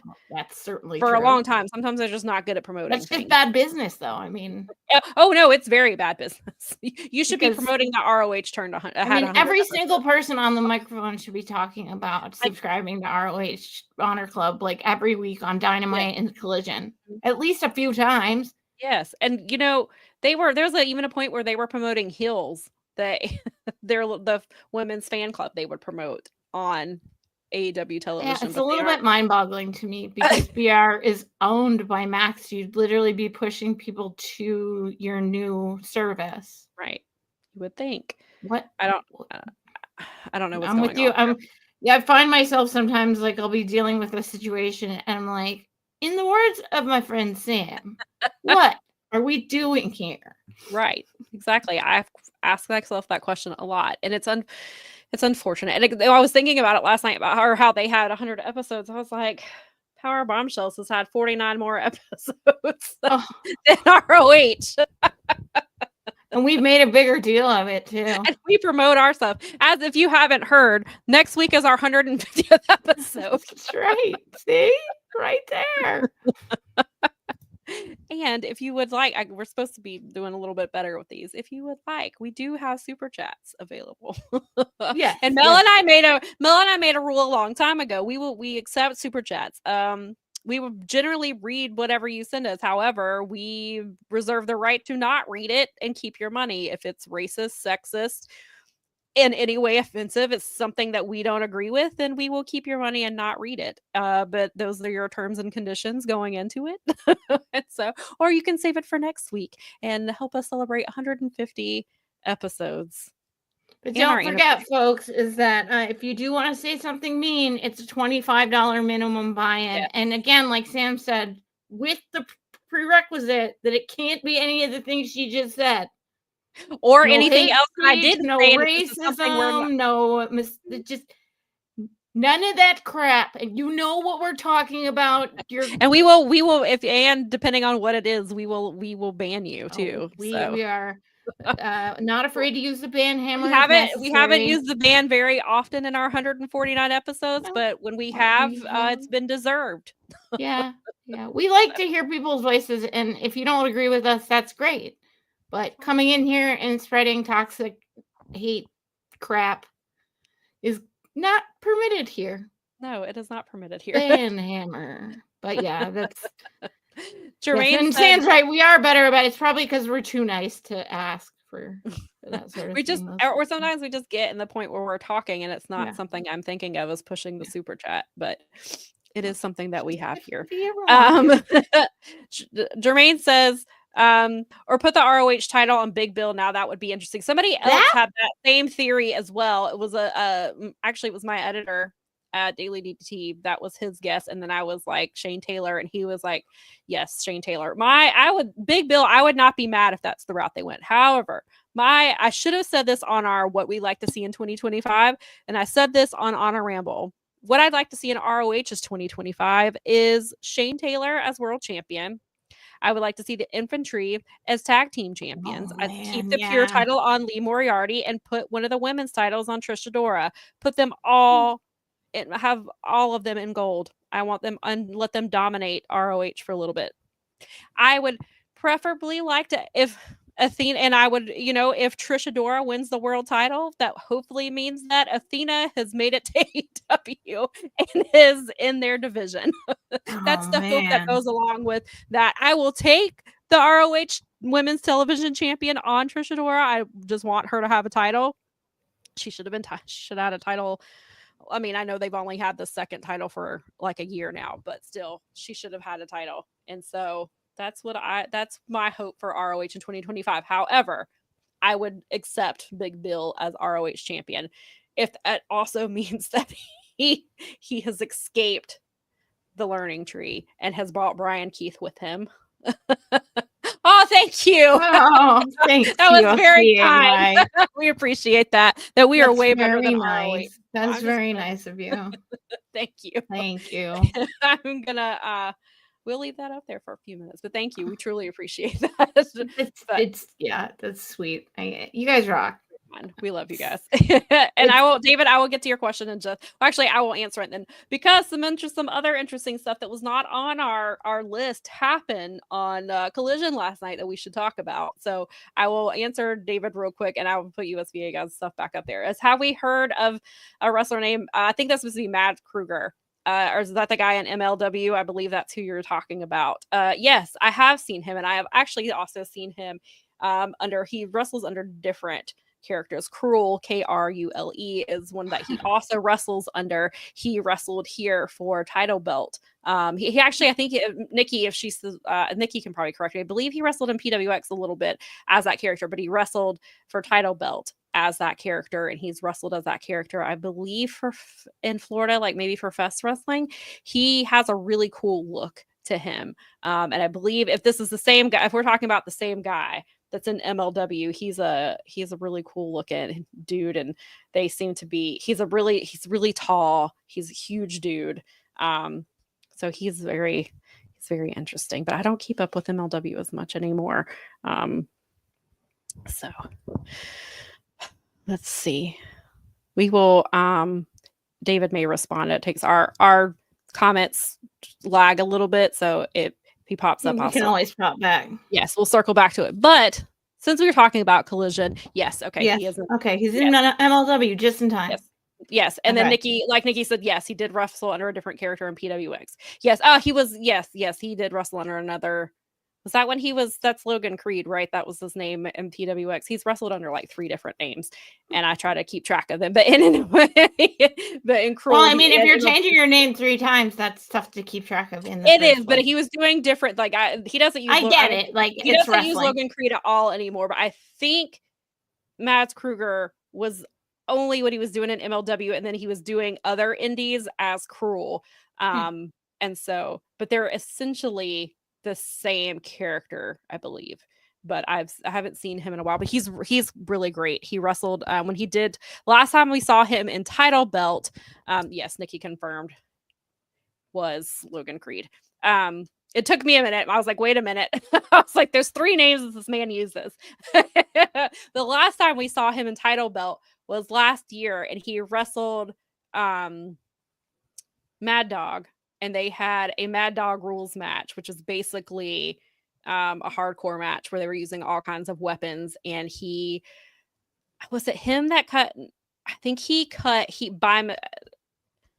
it was him. He used a cheese grater on Josh Powers, who was Madman, and he made him bleed. And I don't think that was what he was supposed to do. I think it just happened. I do miss Mad Dog Mayhem. And Mad Dog Mayhem matches were so much fun. I don't know what's going on with Title Belt. I don't know if they're coming back or if they're just running periodically. And but they were always a lot of fun. And then but yeah, so we will circle back to Collision real quick before we get on to the other topic. So for Collision, we had Takeshita versus Shibata, which ended up being the main event. Even though Collision's graphics, when they show you every match that's on the show, they made it look like the main event was going to be the trios match. Yeah. And my friend was like, "Why is that the main event?" And I was like, "The only reason I can think is because they're in Daly's place. It's their homecoming show, and all 6 of those guys were there. It was Cool Hand Anja's return. He'd been there. He's been gone for 9 months. He was on paternity leave." Because Ruby Soho had their baby a couple of months ago, and it sounds like he spent the holidays with them. And then I'm assuming they just kind of waited. He's probably been ready to come back, but they probably just waited for. I mean, it makes Christmas. sense for him to come to Daly's place when 2.0 was featured there a lot. And I'm glad 2.0 is there. So there's another tag team that we have back. So I'm glad to see them there. But then we had the 4-way women's match, which was the winner gets a shot at Mercedes this coming Wednesday on Dynamite. And so it was an interesting bunch. I mean, I like all 4 women, but they're 4 women who outside of Deanna have not been featured as much lately. So it was Deanna versus Yuka Sakazaki versus Serena Deeb versus Queen Aminata. Queen Aminata hasn't been used as much either, but Queen Aminata and Serena Deeb had they had a really good match last year, which I'm glad that they kind of continued that feud. They kind of continued that feud in the match last night. And it kind of, which led the way. We've talked about the fact that Deonna and the Vendetta have been doing these really cool promos and then losing their matches. Taya did win on Thursday's episode of ROH. That was another really good women's. They did have 2 women's matches. Lady Frost versus Taya Valkyrie was very good. As you would expect from the 2 of them. Lady Frost is somebody who's been in ROH pretty much the entire time. She's fantastic. Taya looked great. They had a really good match. So I thought maybe they'd have Deonna finally pick up a win here because of the Vendetta stuff. But I think Tony got a little bullied into using. I feel like Mercedes wanted to wrestle. Like Nikki pointed out, Mercedes likes wrestling Joshi women. She has her best matches against Joshi women. So, but also Sumi Sakai kind of bullied Tony into that because back at Sumi Sakai's retirement match, Yuka was in that match, and then later that day or the next day, Sumi Sakai tweeted and said, "Tony, I have never watched AEW, but if you book Yuka, I and myself will 1,000% watch your product." And lo and behold, Sumi did watch last night, and she tweeted. She was very excited. She tweeted a few times about watching it. That's hilarious. So bullying works in some cases. And so Yuka not only got featured in the match, but she won the match. Nice. I'm so excited for her match with Mercedes. I hope. My only concern, obviously, is like the match is going to be great, and then we don't see Yuka again. Like, Yuka needs to be. Yuka is phenomenal. You need to be utilizing. If she is healthy, utilize her. Put her in matches, just like Emmy. They should have been using Emmy more. When she's in the US and is not in Japan. So obviously it's the same thing with Cheetah. But I hope that like maybe this means Serena and Queen Aminata are going to continue their feud, because clearly the Serena Britt feud is not happening because somebody said nobody cares.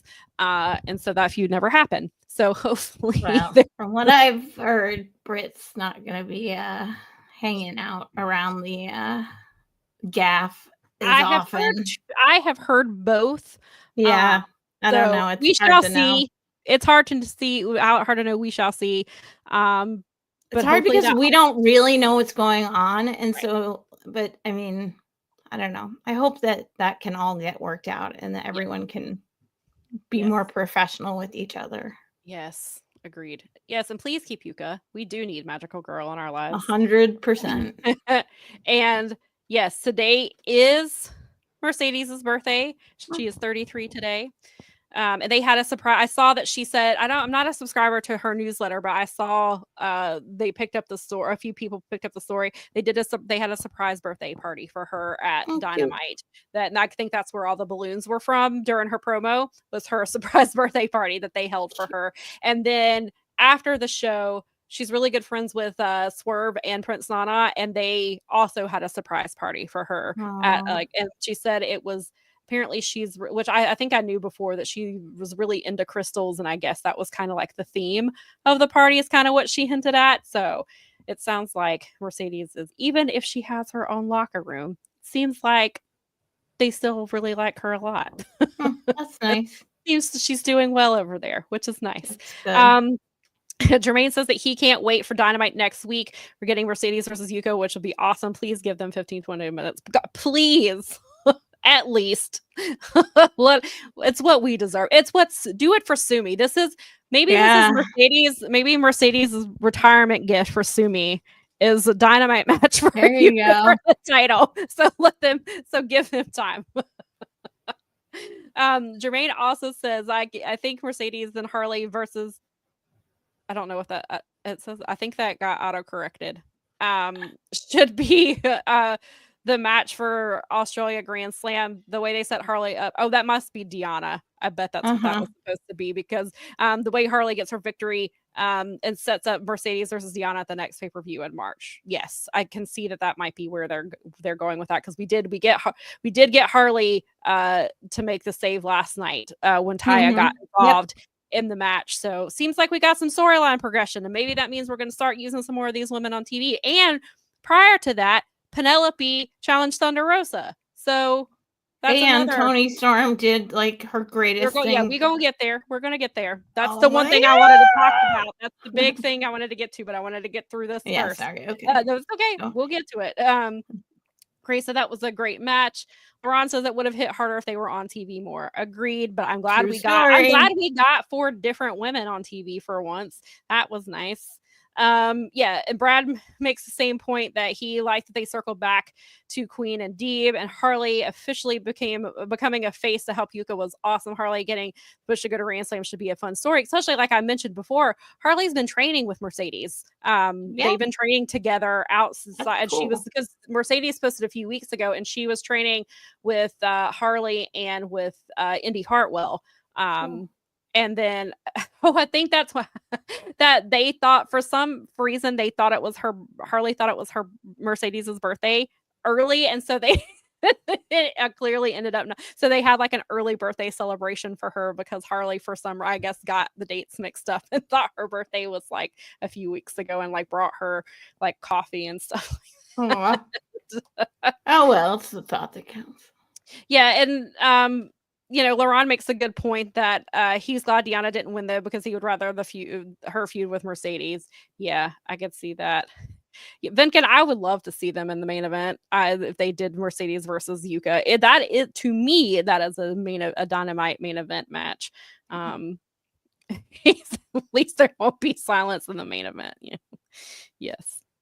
True story. And Fernando says, hate to be negative, I don't think Harley deserves a spot with Mercedes right now. And I've heard that argument, and I'm kind of in between. Like, I don't know that Harley deserves that spot with her, but I also feel like if Harley is getting that spot with Mercedes, it's because Mercedes is pushing it backstage. And that is why. Maybe not character-wise and storyline-wise that maybe she should not be getting that spot. But I also feel like Mercedes is working with her outside of the ring and has asked for that match, perhaps, if that happens. But Fernando, I totally get it. I'm a little surprised especially when Deonna's right there. It's early. Yeah. So I definitely get that. And they could, obviously you want Harley to be on the Australia show, but there's, other things that they could be doing. She could wrestle Deonna there because of what happened. Like, they could save that. I mean, they could. But the rumor, I have heard that's what the rumored plan is: Mercedes versus Harley in Australia. I don't know how, obviously cards subject to change. And also it depends on where that rumor is coming from. But I get it. I feel like if Harley gets that spot, it's because Mercedes asked for it. And I think she asked for the match with Yuka too. Yeah, I hope so. Keep asking. But, yeah. LaRon makes a good point. Harley facing Mercedes in Australia would be like Zelina facing Rhea in Puerto Rico. Fair. That's a fair. And yeah, I agree. Yeah, it'll be a good match regardless. But yeah, that's a very good comparison, LaRon. But yes, as my co-host mentioned, there was also a really big thing that happened last night. To me, the biggest thing that happened, besides, listen, Shibata versus Takesha was an incredible main event. Like, I had to, because I was on live coverage. It was hard to like really get into it because I was having, especially because they were doing a lot. And I was having to stop it and go back. So I wanted to go back and watch it to fully appreciate it. And I think I'm going to have to put it on my match of the year contender list, because that was just incredible. Both of them were excellent. And we got the promo, which is really interesting, from the Don Callis family that aired. And it's Don Callis and it's the Callis family. And he said, who said there's just 5 of us? So it sounds like someone is coming. A lot of theories, and who I kind of think too is Trent Beretta's probably cleared, and Trent is probably officially joining them. I saw some theories that it's Speedball. Please no. I love Speedball. He's coming in at some point. I don't want him with the Don Callis family. Yeah, it does not fit his personality. Please no. One bit. It doesn't fit his style. I'm sure he would, if that's where they put him, I'm sure he would make it work. But my other theory, and another theory I saw, was Mark Davis. Because he's been MIA the last few weeks, which is interesting, especially with the stuff that's happening with Hobbs. I'm like, well, where is Mark Davis? Why is he not running in and helping? But perhaps it's because Mark Davis is going to join the Don Callis family. And so this is like the same thing. You were thinking the same thing at the same time. We were. That and Brad said, honestly, if the 6 is Trent, I'm going to be disappointed. I like Trent, but that's a big spot to tease. I feel like, I mean, Trent makes the most sense as far as what was happening prior to his injury, but but also, yeah, I could see how that would be a disappointment. Nikki, I agree. You are precious and pure for the Don Callis family. Agree. Oh, wow. I think Josh Alexander is going to be, I think he's going to NXT to reunite with Ethan. I think that's where he's going. But if Josh Alexander is coming to AEW, I had not considered that, Brad. And don't think I would be mad at that. Josh Alexander in the Don Callis family could be, that kind of could work. Because you've got the big man and Brian Cage, technically, and Lance Archer as well. You have Kyle Fletcher and you have Takeshita, who are 2 huge rising stars. Josh Alexander could be your technical. He doesn't even, I mean, clearly he does technical wrestling, but so then you kind of have wrestlers who do a bit of everything in your faction. That's an interesting thing. I had not heard this. Apparently they had a falling out that I was not aware of that. Oh, that's too bad. And then Josh Alexander would be an inspired choice. He would be an inspired choice. That is a really interesting thought. You gave me something to chew on in my brain. Yes. Nikki said, I'm kind of iffy on it being Mark Davis, but whatever gets him on TV. Yeah, that's kind of where I'm at with him. I just want Mark Davis on my TV because we were getting him and we were having the big meaty tag team of him and Hobbs. And then Mark Davis. So I don't know if Mark has I was like, maybe he's been back in Australia and I didn't know, or maybe I don't know what's going on. As far as I know, he hasn't been injured. So hopefully it's nothing like that. Maybe he had travel issues since the weather has not been great the last couple of weeks. Cause that's why Samoa Joe and Nick Wayne got moved to last night. Cause Samoa Joe couldn't get to Dynamite. So perhaps Mark Davis hasn't been able, but I would like to see him back, please. Especially, yes, please. Put him back. We missed him for a very long time. Please put him back on my TV. True story. But now, yeah, Josh Alexander is very interesting. And I would prefer Josh Alexander in Don Callis family over Speedball Mike Bailey. Me too. I think that's a better fit. I think it is too. Because of who he is. Yeah, exactly. How he presents himself. I think that's actually a good addition. That'd be I like it. I like it, Brad. I like it. Nikki says, do you think the 6th member will come at Grand Slam? I mean, it makes the most sense. Yes, because that's their next biggest show. It's February 15th. Something to get people Mark Davis up after Then Mark Davis would make sense because obviously he is from Australia. So that would make sense if they did that. I told Nikki, I was like, I need somebody to pop up that painting from Mel Coleman that she did, because she did the artwork of the Don Callis family and some people's faces are not sitting. I mean, they're not clear. So I'm like, I need to look at that picture again and see if I have any ideas. If that tips me off, or she's just gonna have to paint a whole new picture because it turned out differently. I don't believe there is a Brian Cage in those bodies that she painted with no faces. He keeps throwing me off being all normal haired, but I kind of like it. I really like this better. I think it works better. Somebody said that it throws them off every time they see him with a beard. They forget that that's who it is. It's the color of his hair. It's the fact that he's gone dark haired basically. Yeah. And I'm like, okay, that's right. That's Brian Cage. Yeah, I think Grand Slam's going to be a really good show, even with the debacle of scheduling it. But maybe they scheduled it the way they did because last night we had the face-to-face with Mariah and Tony. It was their first face-to-face since the rookie Tony Storm has been back. And also it's the first time they've met since Tony won the women's gauntlet match and earned her title shot at Grand Slam. And starts out, Tony brings out Mariah. Mariah's like, let's get this shit over with. Toni Storm comes out. She's excited. She's perky. Mariah just lays into her. I don't think about you. I feel nothing. I don't care about you. When I think about you, I feel nothing. You're a meme. The fans laugh at you. Then they forget about you. You're not on my level. Tony obviously getting visibly upset as this is hearing this come out. Then Tony says to her, Mariah May, I want to be just like you. I'm your biggest fan. I'm your biggest fan. And so I thought this is where we were going. Okay. Tony has now assumed the role of Mariah here. And this is where we're going with this story. But oh no, that is not where we're going with this story. So first of all, Mariah gets mad at Tony saying that. It pisses her off. She takes her belt and just uses it as a weapon, beats Tony in the back repeatedly. Referees can't, she makes Tony Schiavone leave the ring. The referees can't stop her. She pushes Aubrey down. Security holds them, gets her backed up. They go at it again. Finally get Mariah to leave the ring.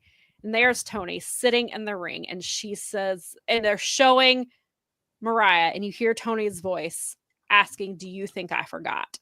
And I was like, oh boy, because I was covering this live. So I was like typing out what was happening. And I was like, oh my God, I had to stop typing so I could take in what was about to happen.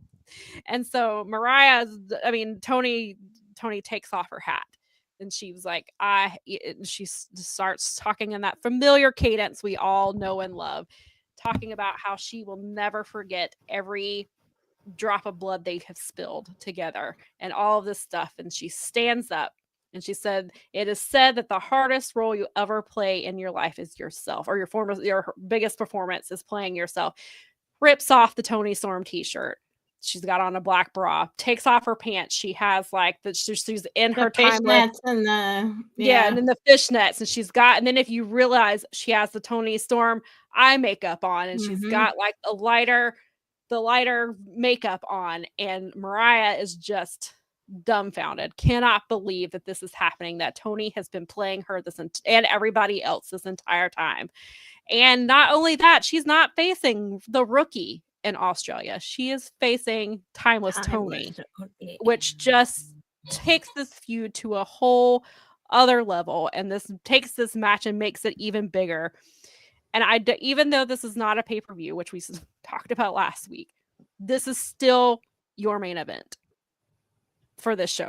Nothing else can close out the show. Even though I'm excited about Kenny and Will tagging. Yeah. Takeshita and Kyle. That's going to be a phenomenal match. But this is your main event. This is your story.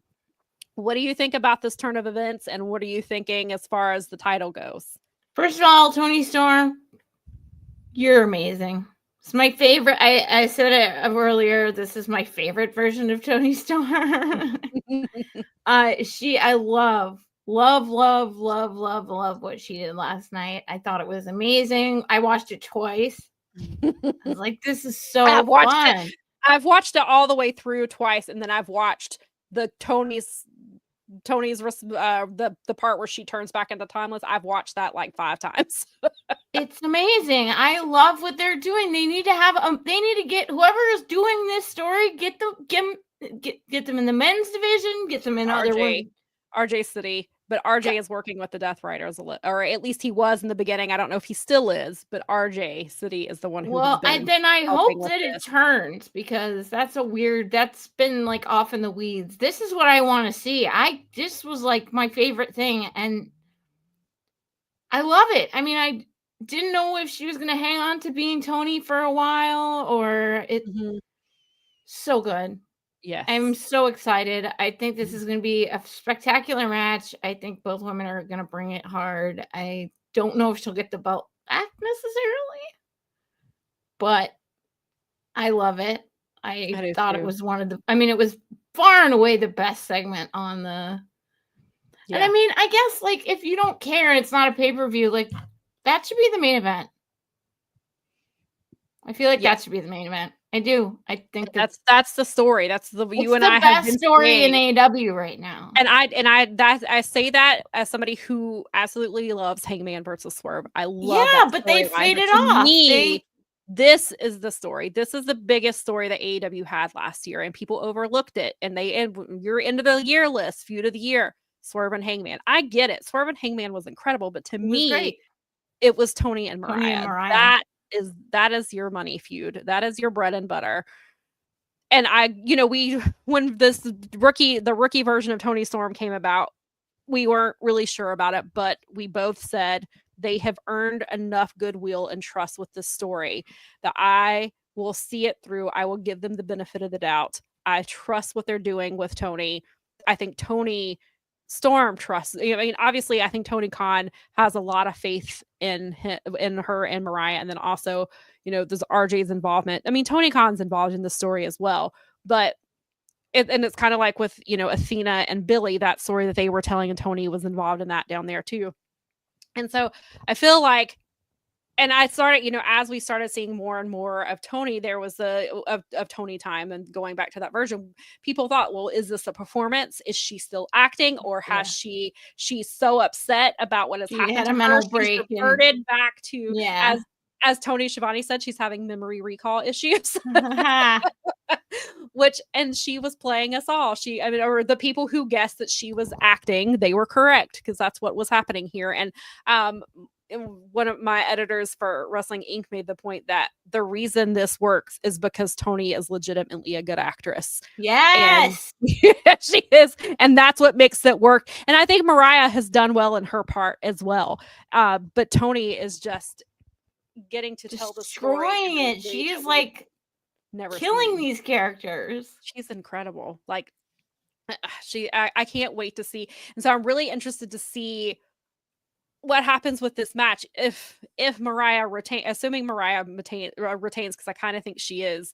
Like, where does that take Tony, and where does that take this story? But then what if that's a better story to me, because Tony on a tear after that, back in her watch, when she said she's gonna rip her tits off, I about died. But it was so perfect. Like, it was fit amazing. It fit with everything. Like, oh God! And then even the part she said, "You may be the woman from hell, but you came from my womb, and I will shove you up there and spit you out again."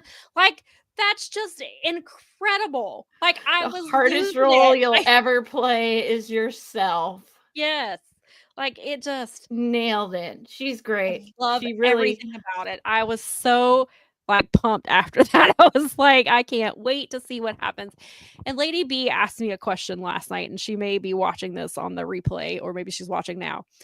She asked what we thought about this moment happening on Collision versus Dynamite. And I didn't think anything of it until she said it. I think they did it because WWE was running Saturday Night's main event last night, and they needed a big angle for it. But it seems that now that Rampage is gone, that Collision and Dynamite are seen by both AEW and Warner Brothers as being on equal footing. There is no A show, there is no B show. They both get 2 hours.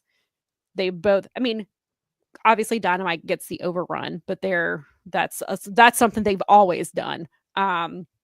I think had Tony asked for an overrun last night, he probably would have got it. Like, I think that he's built up enough goodwill, but I don't have a problem with it happening on Collision. And I get it. Not everybody watches Collision. But for those of us who do, we should get rewarded with awesome stuff. Just because I watch ROH, I should get Takeshita versus Shibata. I put in the effort every week, and I'm not saying that you don't deserve it because you don't watch it. That's not what I'm saying. But reward the fans who were there. Reward us who have been here. Take care of the people that are doing, purchasing your product. Hello. Right. And then I also think that Collision is a show where you are trying to get the ratings up. You do want people to tune in. Well, that is one way to do it. And it's not FTR having 30-minute main events every Saturday. For the people who enjoy FTR and their 30-minute matches, it is for them. And Collision is that. And I know in the beginning that Collision was kind of brought in to be Like it was kind of a divide between the shows, but now I think that with this new deal, they're on equal footing because they both stream on Max, right? And they're on TV, and so for me personally, I don't have an issue with it being on Collision. How do you think, or what do you feel about that? Here's what I think, and this is like where I'm at with it. But right now, Collision is the better presented show. The opening is better with all the little promos that they cut. They do the big, like they got Saturday Night's All Right back for the music. Mm-hmm. They do a very explosive. You hear people popping for the quick promos of everybody that they see. So they see Samoa Joe got a huge pop that was so loud you could barely hear what he said. And they just have quick bites of like promos. That's kind of that old school, like quick soundbite. Then they go into the intro, and it's like the crowd's fired up the minute that show starts. Mm-hmm. And then it's really exciting, and they, hit with a good opening match. I'm not saying Dynamite isn't doing that, but it doesn't feel like, if I were an AEW fan looking to see an AEW show for the first time live right now, I would probably try to look for Collision over Dynamite. Mm-hmm. And that's an indictment on AEW, in my opinion, because Dynamite is the original, regardless of, like, I think they're on equal footing, but I think Collision's being presented better. I think some of the matches are better. I mean, Takeshita Shibata is the main event. Yeah.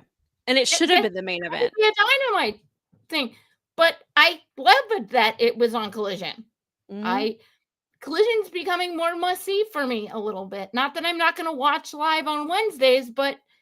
And Collision, I feel like, has been, for me, and I am somebody who does watch it every week, and I cover it every single week. And yes, some weeks it is, it can be a lot, especially when there's like premier athletes on there every single week, and that's not necessarily, but I see them a lot. They were using them a lot. They were using the Kingdom as far as Mike Bennett and Matt Taven a lot. Like they were doing, I'd watch ROH and then I'd tune in and see them. And it was the same thing with premier athletes. I'd watch ROH and they'd be there too.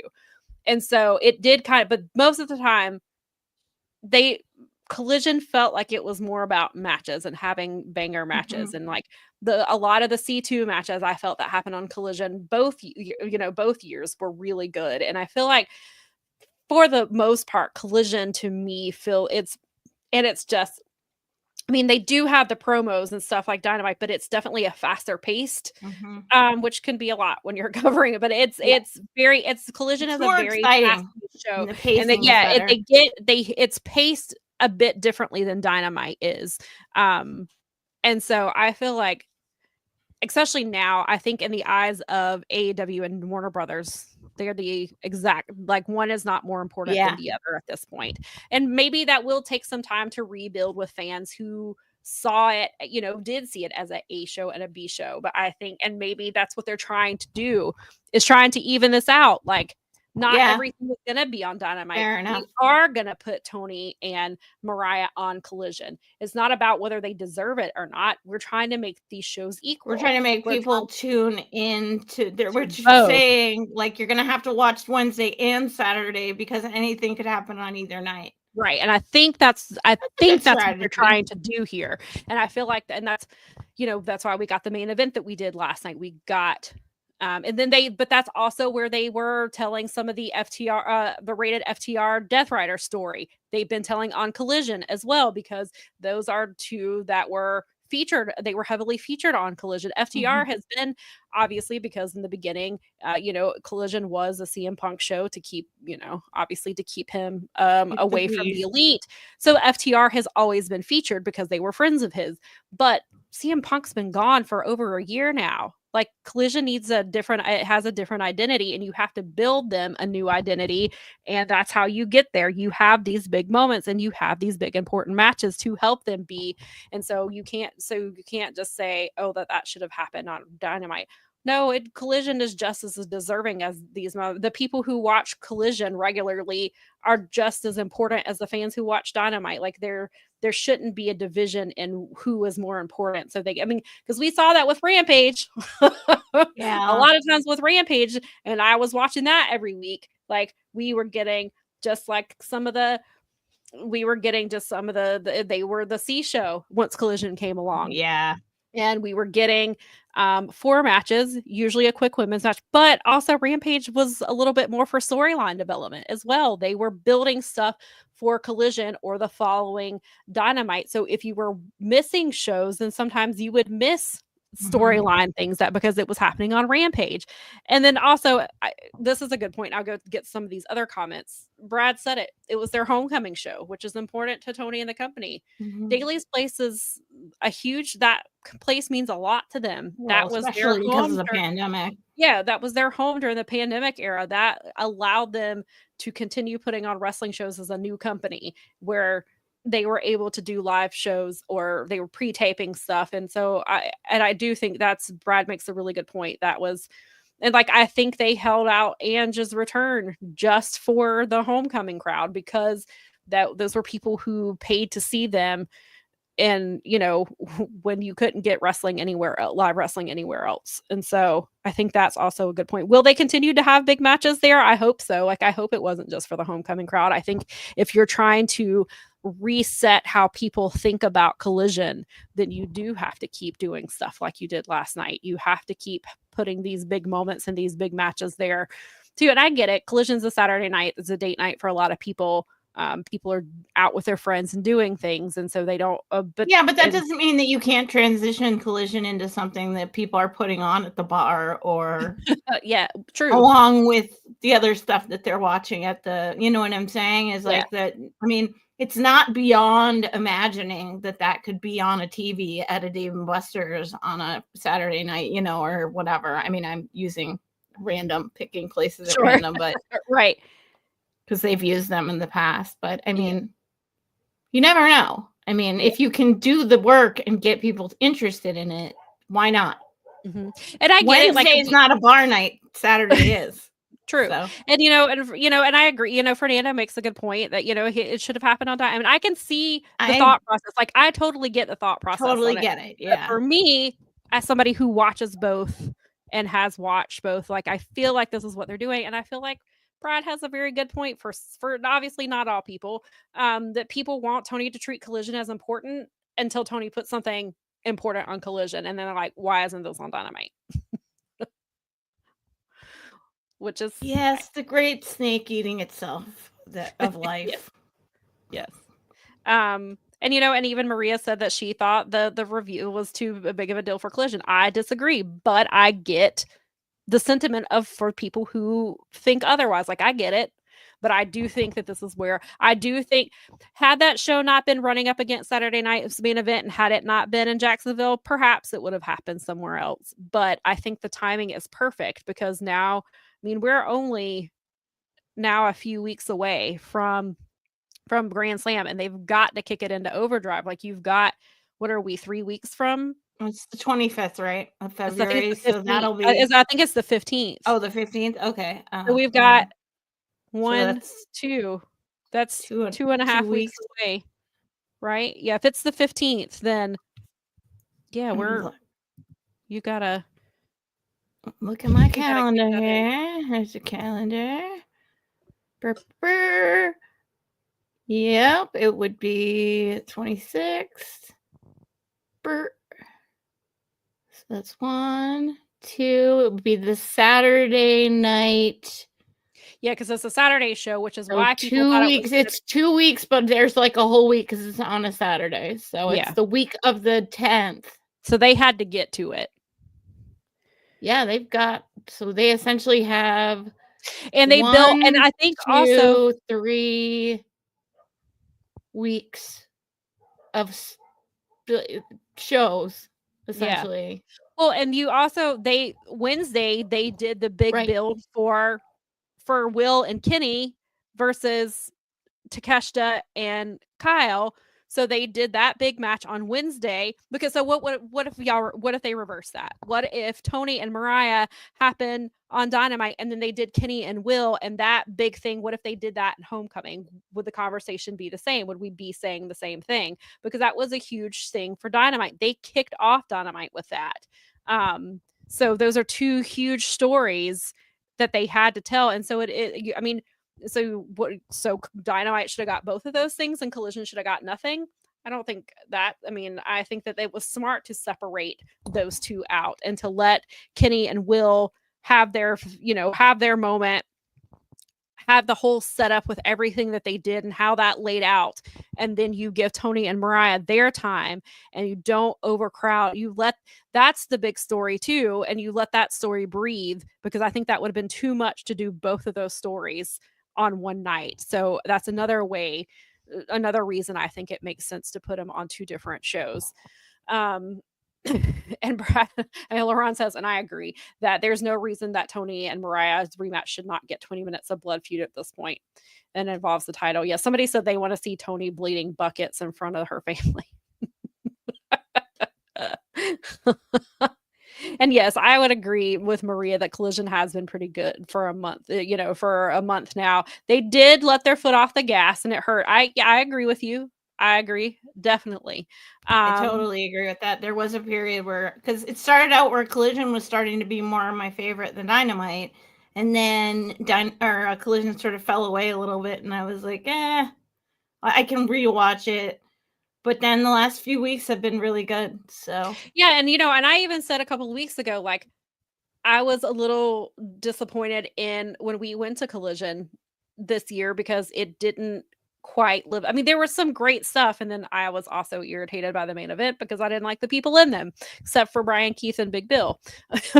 Were like the main, but it also was hurt by the fact that a lot of that talent was in Japan for Wrestle Dynasty, and so they did what they could, and they did. The Wednesday show was the big fight for the Fallen, so I think the timing just sucked. Nikki was saying that she hopes that they don't do Dynamite there again that weekend, but that's where they've done it the last 3 years. The first Saturday of the year is in Charlotte. So hopefully they'll manage it a little bit better next time, because it was not that it wasn't a fun show, but I've seen Collision since then. Like the following Collision got Shibata again, but obviously Shibata was in Japan for a surprise chop fest with Tanahashi. Like, I get it. But like, I see these other Collisions that they're getting in those. And then like last night's Collision, clearly it was a little more special for Homecoming, but like, we didn't get some of that stuff. So I think so far our show has been the weakest of the year, but also there were other circumstances that made it that way. And so perhaps next year they will plan it out a little bit better. Nikki said she needs them to come more than once a year. And Fernando was correct. The Punk debut on Rampage spoiled us for things to come in that slot. And it did for a bit. It did. There was a lot going on with Rampage in the early days. It was a fun show, but then it became. There was a while there where Rampage was outpacing Dynamite. Yeah. There was a lot of us were like, on Dynamite, and we were all like, Rampage is the best. Yes. Rampage should be more like, or Dynamite needs to be more like Rampage. Like, right. So, I mean, that happens. I was there. I admit it. Yeah. I take responsibility for my actions. I am not a memory hole believer. But yeah, and so there were times when Rampage was really, really good, or they would just have really good matches that nobody would talk about. And like, well, at least for those of us who were watching Rampage, we got to see some banger matches from people who don't get who are not the bigger name stars, who aren't getting the TV. And like at the end, like Butcher was on there every week. Yeah, I don't think I've seen Butcher since Rampage went away. Maybe when John Moxley killed Rampage, he took Butcher with him. Because I have not seen Butcher since. Maybe he'll climb out of the shadows one day and be like, "You didn't kill me, John Moxley." There we go. I survived. Maybe he's the sixth member of the Time Galaxy. That would be funny. Maybe Butcher. Maybe he's that's like, you thought you killed me, didn't you, John Moxley? Brought Rampage with me. Yeah, right. Brought Rampage back from the dead. All right, so I believe that covers all the AEW stuff, but then we're gonna hit on the TNA stuff real quick, just because some big things happened over there on TNA.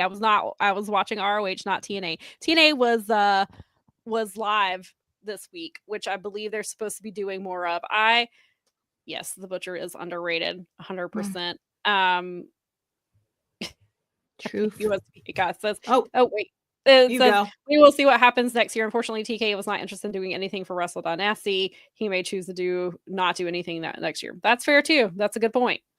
We shall see what the next year brings. But yes, so who knows what the next year is going to bring with TNA, because TNA and WWE obviously announced their partnership, of their official partnership. They've been working together with sending talent back and forth between NXT and TNA for a while now. And then they had their live show. And so apparently we saw that. So they've been teasing this 23 thing for a few weeks. TNA likes to do these types of stories. And so people jokingly thought it was Sami Callihan, even though Sami Callihan was like it would happen during Sami Callihan's matches. They thought it was Sami Callihan because he's done something similar to this before. So people were like, oh, this is just going to be Sami Callihan. We're getting played. And so I wasn't really following it. Like, I knew it was happening, but I wasn't really keeping up with it. And then a friend sent me a text message, and we found out who 23 was. So 23 ended up being Steph DeLander. Steph DeLander has been on TNA. She was married to PCO on the show. And she and PCO got a divorce, and in the divorce, she says she got the digital media title. So she's talking to Sami, and Sami Callihan's in the ring, and she's telling him she's the champion, showing the title off. Then she was like, I want you to meet my boyfriend. And it's Mance Warner, who is her real life boyfriend. Attacks Sami from behind.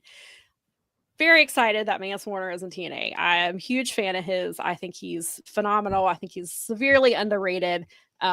Really, so I was like, okay, TNA is peaking. But I haven't watched TNA live since shortly after Motor City left. And so I have a lot of episodes on my DVR. I plan to at least go back and watch the Hardy Boys when they came in, and because I was timing women's matches, and then they're there. It's overwhelming. And Nikki and I have had a conversation probably 10 different times. Should we just delete them off the DVR? But then we thought about going back and finding out exactly when the Hardys going to Cage Match and seeing when they debuted, and kind of like starting from there, just watching it, checking out, see what was happening. And then just fast forwarding through the things we didn't want to see. And then if it turns out that's not anything we want to see, we'll just delete them all. That's a conversation we've had. So then I was like, okay, I'm excited. Mance Warner is here. He is great. And also it's interesting because last Sunday on GCW's Hammerstein show, I missed the opening part, but the pre-show they did, PCO started PCO was the digital media champion. Starts beating trying to break the title, then gets on the microphone and apparently goes into business for himself, according to people who are watching, and then some people who are involved in TNA. Apparently PCO's contract was not renewed with TNA, and he was upset about it, and started beating the title with it. Awesome. Then they were like, TNA was like, that wasn't the real title, it was a replica. We've got the real title in our possession. Turns out Steph DeLander is the one that's why they had it, because Steph was going to be bringing it out on Thursday. And so I don't think the PCO thing was a work for this story. I think it sounds like PCO was legitimately upset with them, and they had to cut MLJ, who was the announcer, had to go take the microphone from him, and they had to cut the microphone off. Wow. Yeah. I mean, I wouldn't, I mean, he's kind of known for some of this. So that's not, I mean, it's not so far afield of how he might act in a situation where he was upset. Let's put it that way. When kind of leave it at that. Exactly. I'm trying to be political about it. So, and it was interesting. So then Mance Warner Nikki and I watched the GCW, the main show. We watched the card because we haven't been keeping up with GCW as often as we had been. But Mance was their champion. He's been telling a story with Effie for the last year, and also he turned on the Second Gear Crew. He turned on Allie. Second match in was supposed to be Allie versus Effie, and the winner of that would face Mance Warner in the main event for the title. Minutes into the match, Allie got legitimately hurt. She broke her leg in 2 places. They were pulling back from the crowd. Vada's on commentary. People don't really seem to know what to do. And then they get her some help, and they're talking to her and things like that. And then Mance Warner comes out, puts Effie through a table. I have a feeling Brett was like, get out there and do something. Like, I don't think that, or maybe it was planned, but later in the match, and they're like, do it now. Happens. You got a veteran, you need something to go on, you like send him out there and just do exactly. this. He's your champion. This is your this is for your main event. So like, do what you got to do. And they did. Then they went to the next match, which was supposed to be a 6-man match, but because it's in New York, the athletic commission wouldn't let the bleeding. They wouldn't let the ambulance left, took Allie to the hospital. They couldn't restart until another ambulance was there. Because Homicide, it was funny because Homicide was in the match. Homicide was like legit pissed off. He's like, I don't give a shit. Let's start this match. Like, let's go. I don't have time. Didn't they end up going over too, which means they would have got fined by New York? Didn't they go over midnight? Apparently, from what Brett says, that fine doesn't exist anymore. Okay, that's nice. Apparently, they were fine. It was unfortunate because the main event didn't happen till after midnight, and people were leaving because they had to catch the last trains out. Right. Which is unfortunate because that match was Mance versus Effie. That's your story you've been telling for over a year. That's bad timing. It's already unfortunate enough because of Allie getting injured, so Effie gets put into to me, I think Effie was running it was going to be Effie versus Mance regardless, because that's the story. Mance took Effie's spot. He took his title match at the end of 2023. So I feel like this was the story regardless, but it's unfortunate that that's how we got to this point. Okay, then, yeah. Effie did win. Effie is the current GCW world champion. So Mance comes into TNA dropping that title, which I mean, even if he had the title, I'm assuming they still probably would not have featured it there. So we have this story with him. Then Mustafa comes back. He has re-signed with TNA. He has signed a new. He says he signed a new I don't remember if he said a long-term deal, just a new deal, I think is how he worded it. Comes out there, Mike Santana is in the ring. Mike Santana has been killing it in TNA from what I understand. Mustafa, I saw a clip of Mustafa, and he was like, "I'm here for the world title," which is Joe Hendry is their current world. He finally won the title. It took them forever to get there. So, and Mike Santana, I think, thought he was next in line, and Santana's kind of looking at him like, oh no. So I think they're going to do a feud with Mike Santana and Mustafa, which I think will be really great. I had a feeling Mustafa might be going back to TNA because back when they do the TNA fans pick like wrestler of the year, X Division champion of the year, Mustafa won. Mustafa created a video for it. Kind of thought, okay, maybe he's coming back. But then he also kind of let up on his vision, his how he feels about WWE. And I was like, I mean, I will support your choice because I'm a fan of you, but I really don't want you to go back there. And thankfully he is not. But well, at least this way. But now that there's a TNA WWE partnership, I won't be surprised if Mustafa gets back in WWE as a TNA wrestler, which I think probably that could have played a part into him coming back, was to get involved that way. So there's that. And so I was like, all right, Mustafa's back. Mance is here. Maybe I'll think about checking out into TNA a little bit. Then John Layfield showed up.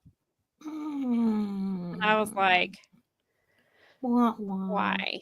John Layfield was just on Raw on Monday because they were in Dallas they were in Austin because they were in Dallas last night for Saturday night's main event. So they brought him in, does a backstage segment with New Day. Then he comes out and does commentary. So it's him and Michael Cole and Wade Barrett were on, because Pat McAfee was on assignment for ESPN. So they brought over Wade Barrett and not Corey Graves. And that's what started that whole thing with Corey Graves, because they gave that spot to Wade for the night. So it was already a little weird. Obviously, JBL and Maggle used to do commentary together. So he basically, it's Rey Mysterio versus Kofi Kingston. JBL basically spends the whole match just talking shit about Rey, which I, expected. Doesn't do anything for the storyline. There's no purpose in him being there other than the fact that he's a Hall of Famer and he lives in Texas. It didn't there, and then he left after the match, and that was it. Wow. Then last night, my friend Matthew was at a local show here in North Carolina. It's their 10th anniversary show. JBL showed up there. Clearly. I think this man needs some money. Clearly. And I was talking, it was funny because I was actually talking to before he showed up there and he was in TNA, because BJ and I were talking about Mustafa going back to TNA, and then I was like, apparently JBL was there too, and he was like, he must be very affordable because he keeps showing up at different places. Affordable was not the word he used. Cheap was actually the word that he used. But because last year JBL was in OVW, he was in AAA a couple times, he was in GCW. I didn't watch any of the GCW shows that he was on because I was like, no. Besides other things, like that is one of the quickest ways for me to not care about your product is to book that man. So, well, you have a lot to watch. So, I mean, if you're picking and choosing and it's somebody that you just can't stand, like, why would you bother? You have, there's so much else to pick from. And I told Nikki that, and of course, and then it also doesn't help that TNA brought Tessa Blanchard back. She's probably gonna be the champion. She wrestled. Apparently, her and Jordan had a really great match, and good for them. Sorry that Jordan, that was her last match in the company, was against somebody like that. And they chanted "she's a racist" during her match. Good. It was very loud. But then they passed out. Then this Thursday, apparently they passed out signs. I saw that said, "I'm a Tessa Blanchard guy," and one of those guys was a black man, which is TNA is making some choices. Wow. So I was like, as much as I really like Mance Warner and I really love Mustafa, I don't think that it overrides how I feel about JBL and Tessa. And I hate that because the Hardy Boys are there and they're tag team champions, and apparently there's fun stuff happening with WWE, and there's some exciting things over there, and I'm glad that Mance and Mustafa get to be a part of that if WWE decides to, and who knows, WWE might be like, not using either one of them. we want Joe Hendry and Jordan, and that's who we're getting. But and I was thinking about it. I was like, and I told this to Nikki, I was like, this always happens with Mance. I watched Underground in part because Mance, obviously because James was, doing their social media. That was part of the reason we tuned in live. But I like Mance and SGC. Had to suffer through Enzo Amore being there. Then Mance he's in Revolver. I watch him there in Revolver. He's in MLW a little bit. I quit watching MLW. Both of them brought in Matt Riddle. And they brought in Ronda Rousey. And I was like, okay. So I haven't really kept up with it. They only brought in Matt Riddle for like one show, but that's kind of one show too many.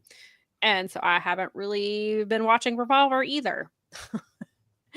Then they and so unfortunately I missed a lot of Mance's I watched sometimes GCW. I would just watch Mance and Effie's match, or like different things that they were doing. And so here we go. Mance is in TNA. All right, I'm excited for him.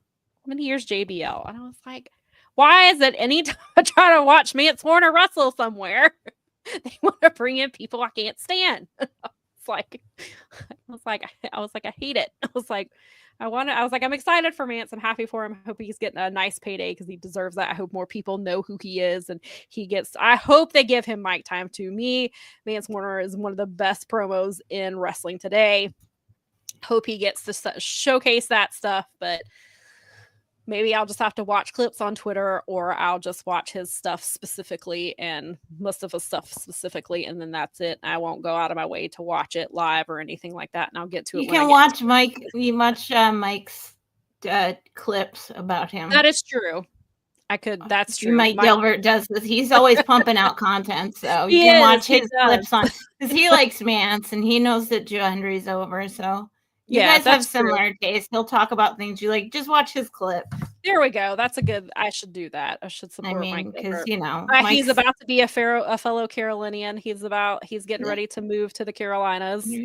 And he says he's going to be in our time zone, so he's not going to be able to put us off anymore. That's right. He's going to be. He said he's the new booker for DPW. When he first said I was like, "Wait, you're moving here?" He's like, "Yeah, I'm going to be the booker for DPW." That's awesome. So I'm going to try to. I'll have to try to have JBL. I know.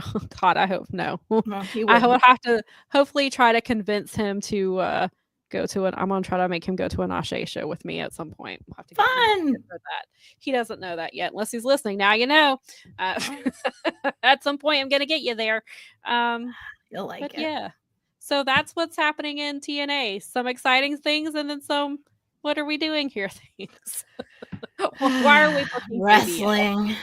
Wes Fernandez, yes, JBL showing up all the time makes no sense. That's you know what? That's so funny because you get out of my head. That was what I was actually thinking. Is that no? He's an old dude and no one likes him because of his positions on things, and he needs attention. And it's not just money. It's like when you're old and you have no hobbies and no friends and nothing to do. Like what else are you gonna do but like hang around? So I mean that's. Yeah. I mean maybe he do it because he gets cheap pops from like a handful of fans, and he sees AEW's world title scene. That's right. Cool. Maybe he wants to be part of that. Hard. No. Yeah. Hard period. Somebody last night. No period. Somebody was like, I would rather see Jeff Jarrett than JBL. And I was like, I would too. All day, every day. I cannot stand that guy. I cannot stand him. He does just not for me. As I noticed that he was TNA, because I'm subscribed to TNA's YouTube channel, and they had him listed as John Layfield. And so I was like, oh, I wonder if he's only because Bradshaw obviously is his name in WWE. So I wonder, maybe he is. People always just refer to him as JBL now. And so I was like, they're like, JBL is here. But I was like, maybe he is just going by John Layfield, or maybe he is in TNA because of I'm guessing he's using TNA to get back into, like, it's because of the WWE relationship. I'm sure has something to do with it, which I don't want to see him in either company. Please don't. Just, you could some of these people just need to go away. It's just like it's over. It's move on. To the retirement community. Just go do the. It's been 30, 40, 50 years. Some of these. I mean. Guys, at least with Ricky Morton, like Ricky Morton is enjoyable. He's doing stuff with his kid. He's doing.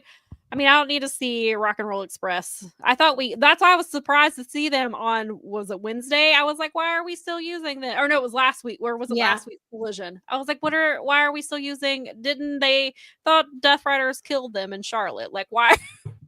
Why are they back? I mean, I get it, but. I just don't think member berries are working anymore. I think that you need to like really try. It's 2025. Like when you're talking, those people were popular in the 1900s. Okay. I believe me, as someone who was born in the 1900s, I find that a little bit difficult to say, but it doesn't make it any less true. Fair. We are a quarter of the way in. To the 2000s, not the 1900s. And listen, I don't mind seeing some of the older wrestlers. Like, I don't have a problem with that. And in AEW, for the most part, in the right circumstance, well, and they handle it. It's just usually a one-off. Sometimes they'll bring them back a little bit. They don't use them as a crutch in the way that WWE, because WWE a lot of times when they were bringing them in, we talked about before, was because they needed ratings, and that's how they popped a rating, was bringing in as much nostalgia as possible. Well, Maria says her grandpa was a Rock and Roll Express. We'll tell him, if he's. I will rephrase. Bless his heart. Yes, but either way, I bet he would not believe if you had told him back in the day, in 2025, they would still be doing their thing. Be showing up at wrestling shows. Ricky Morton will be doing destroyers. He will be doing a destroyer on his kid because Carrie gets out of hand. Carrie deserved it. Carrie is very good at being just a chicken shit heel. He's cute. He's fun to watch in GCW. He's really got that part down pat, and he's a pretty solid wrestler. So at least when they're in the most sparks of her in AEW, which they had the funny Outrunners moment. That was it. Just leave it at that. And then you have the Death Riders like beat their asses. Why are they in Tennessee? I get it. That I know. I get the territory, the Southern territory. I get it.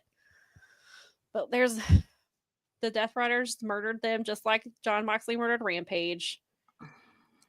You were supposed to resurrect Butcher. Shout out one of my favorite YouTube channels. It's called That Age Great, and one of their little things that they do is the past was doing its best. And that's what I feel like when I see some of those people on my TV today. I'm like, it's leave it alone. The past was doing its best. It's like, that's how I feel. I'm like, I love those two. A huge shout out to that channel. It's freaking hilarious. They take movies and they are like, they redo them. I thought about joining their Patreon, but the 10-minute videos are funny enough. They just did Can't Buy Me Love, ironically. But they take the movies and they break them down, and they're like, this movie is about this and all of these things that they've done, like Police Academy, and they've done Fast Times at Ridgemont High, but it's just like, oh my God, these movies are like, it did not age Revenge well. of the Nerds, the infamous scene, the essentially a rape scene, like but they're hilarious about it because they break it down for you, like funny. They're very funny, and Ben and Jordan, and it's called That Age Great, awesome. And they're a wonderful channel, and very much it's like. It's a lot of the stuff we talk about in wrestling and in other like carnival related venues is that it's over now.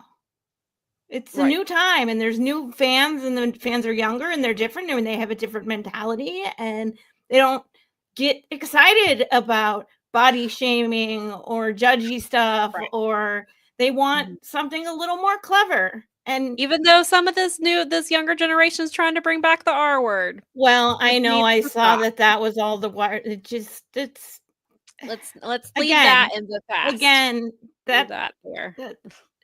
There's a reason, guys. We move on from things. We evolve.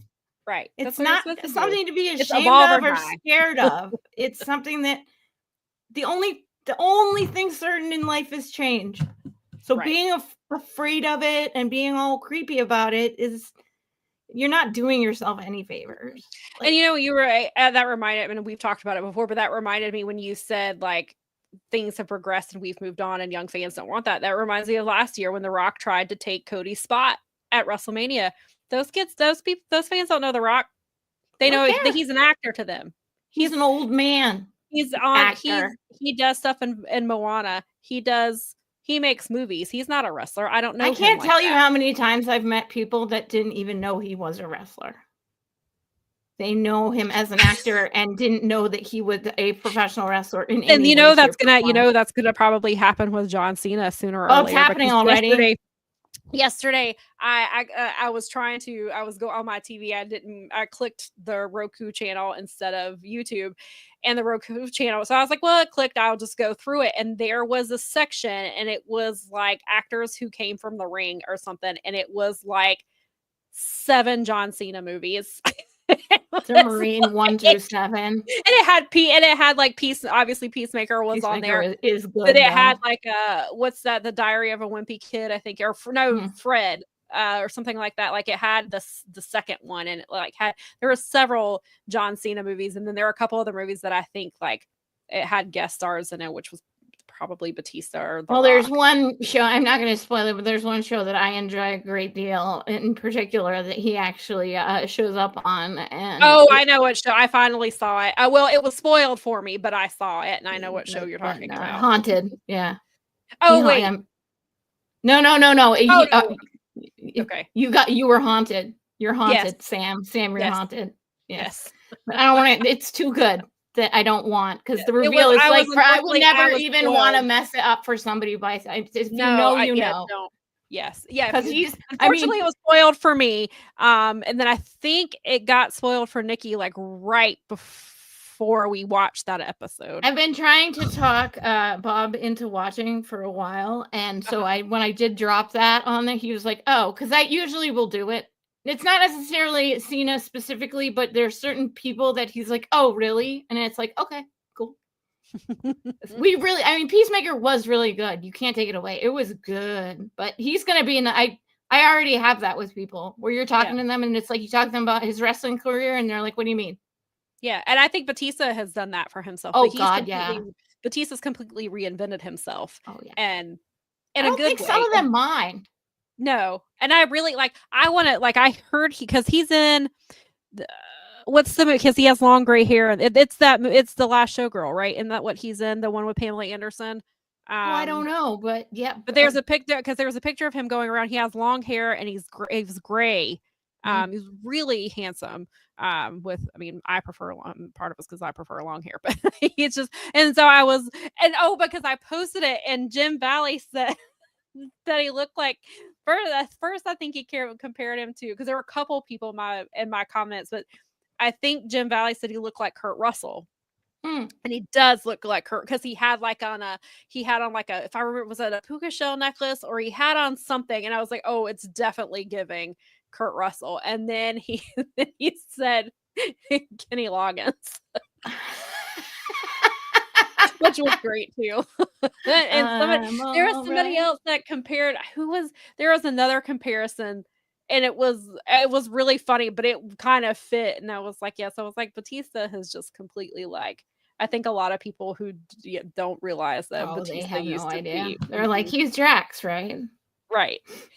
Yeah, Maria said he looks a lot like Kurt Russell. He really does. He looks like, especially with the long hair. Like Captain Ron vibes, or no, not Captain Ron vibes. Kurt, now when he played, because there's the when he played the dad in MCU and stuff. Yes, and then he's did the couple Santa Claus movies where he's Santa. Oh, that's right. I forgot about the Santa Claus. Those movie I don't remember if we saw the. He's like a badass Santa, right? The first one, yeah, the first one's actually kind of pretty. It's pretty cool. With I have not seen Red one, the Rock where they're missing Santa's missing. I heard it was. I'll always be a Kurt Russell fan. I heard it was terrible. I think it did 30% on Rotten Tomatoes. But the one with Kurt Russell where he plays Santa is actually pretty cute. It's it's not. I mean, it's cheesy, but not in a horrible way. And it's I enjoyed it. And my mom did too. She loves Kurt Russell. And so me too. I'm a giant Norma Hugic Big Trouble in Little China fan. So. Yeah, so he was giving Kurt those Kurt Russell vibes. Definitely is what Batista is giving now, at least for that role that he was in. And she said Maria says Batista's movie career is flourishing more than The Rock right now. I think The Rock peaked. I think he peaked. He peaked, and then he didn't help himself with the black. Correct. What was it? He should not Black Adam. He should not have taken to the internet about people's reaction to Black Adam. He should have just taken the L and gone And I ended up watching on there, and then because I don't think all the shit about him, how he acts and how he treats people, and the scheduling stuff and his behaviors, and having to have handlers go out and track him down. I don't think that stuff comes out if he doesn't react to the reaction of Black Adam the way that he did, where he essentially he had a because of the fans moment where he turned on everybody, and it was bro, you should have just been it was a COVID. I'm sorry. Well, and you also can't you can't treat movie fans the way you do wrestling fans, where you blame them. No, as a heel, that is a heel. Yeah, obviously, if this was a wrestling movie, that's the lack of knowledge. These are movie fans. You can't treat movie fans like that. That's not how that works. And so, no, the next scariest group to that is if you rile up the gamers. Right. So so he was and that's why I was thank goodness he was doing Moana, because he needed to win them children. He needed to win them children over so that fans they'd go to the theater and give him some money. Because Red one apparently flopped real hard, which I'm not surprised of. And I'm not. I'm not drinking that Terramana tequila. So. I did have his. I didn't even know it was his energy drink when I had it, and I had it last year at the title. The title belt show, and it was 90 degrees outside and probably 110 inside. It was hot, and they had cold drinks, and and it was actually really good, not just because it was hot. It was really good in there. I was like, oh, that has because I had a car. And the only reason I knew that it was the Rock's energy drink because they had a cardboard cutout next to it. And I was like, oh, it's good. But yeah, And this man has hair care products. Oh, good Lord. He's bald and has hair care products. 2025. So, I think he started selling like last year or the year before, but yeah. We live in the weirdest timeline. We do. So, bald guy with hair products. But it's The Rock, so why not? Because it's The Rock, I guess. Well, maybe The Rock a few years ago before he opened his big fat mouth. The Rock, you could sell people, even though he has no hair. He could probably easily sell dudes shampoo. He could have sold because back in the day before that happened, I mean, he could about sell anything.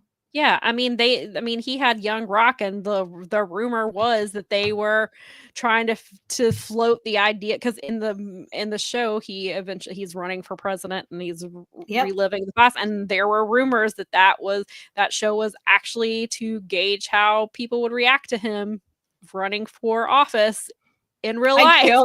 I legitimately joked with a friend when we were at Forbidden Door, when we were wandering Chicago for the show, about like, what do you think about what's going to happen? And I was like, Rock 2024. I remember you telling me that, but then I actually heard later on that was there was a legitimate short period of time where it sounded like that might throw his hat in the ring, but I think the reality, and then the Black Adam thing happened. Yeah. And then that put a kind of, that was like, no. And that's why I came back to WWE, is because he's rehabbing his image. Hollywood was pissed off at him, and the film industry was on strike, and he had nothing better to do. And so he tried to take Cody's his WrestleMania moment, and the fans were like, not on our watch, you're not.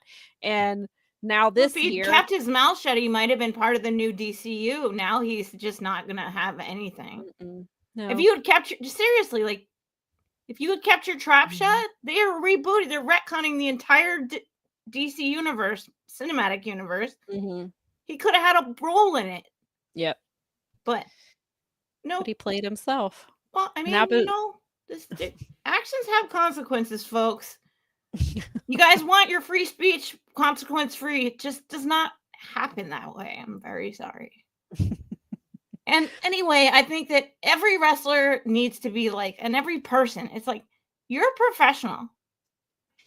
If you go out on socials and do some shit, that reflects on your company. Yeah. And on your colleagues and on the people that you worked for and the studios that you work for. So yeah, he messed with a monster that was bigger than I think he got too big he literally got too big for his britches. Oh yeah. And they sent him right back down, and now he's having to eat some humble pie. And you're just a wrestler, dude. At the end of the day, you were just a wrestler. You're not Tom Cruise. And now you got this point where if they want to, they can. Batista's right there. Yep. And Batista seems to be a genuinely good person, and people seem to genuinely like him and like working with him. So as long as he keeps his mouth shut, he will just get they will probably just consider him over The Rock. Yep. Maria said, "Thank God for wrestling fans vetoing The Rock taking Cody's story." True story. Yes, I was so.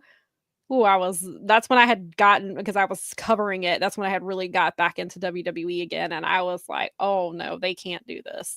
This is not. Please don't." Thank God they did. They were like, "No, fans on that one." No, thank goodness. And apparently The Rock says he won't be part of WrestleMania this year, and like we talked about a few weeks ago when he was on the premiere, that kind of squashed that because he went and made up with Cody basically, and so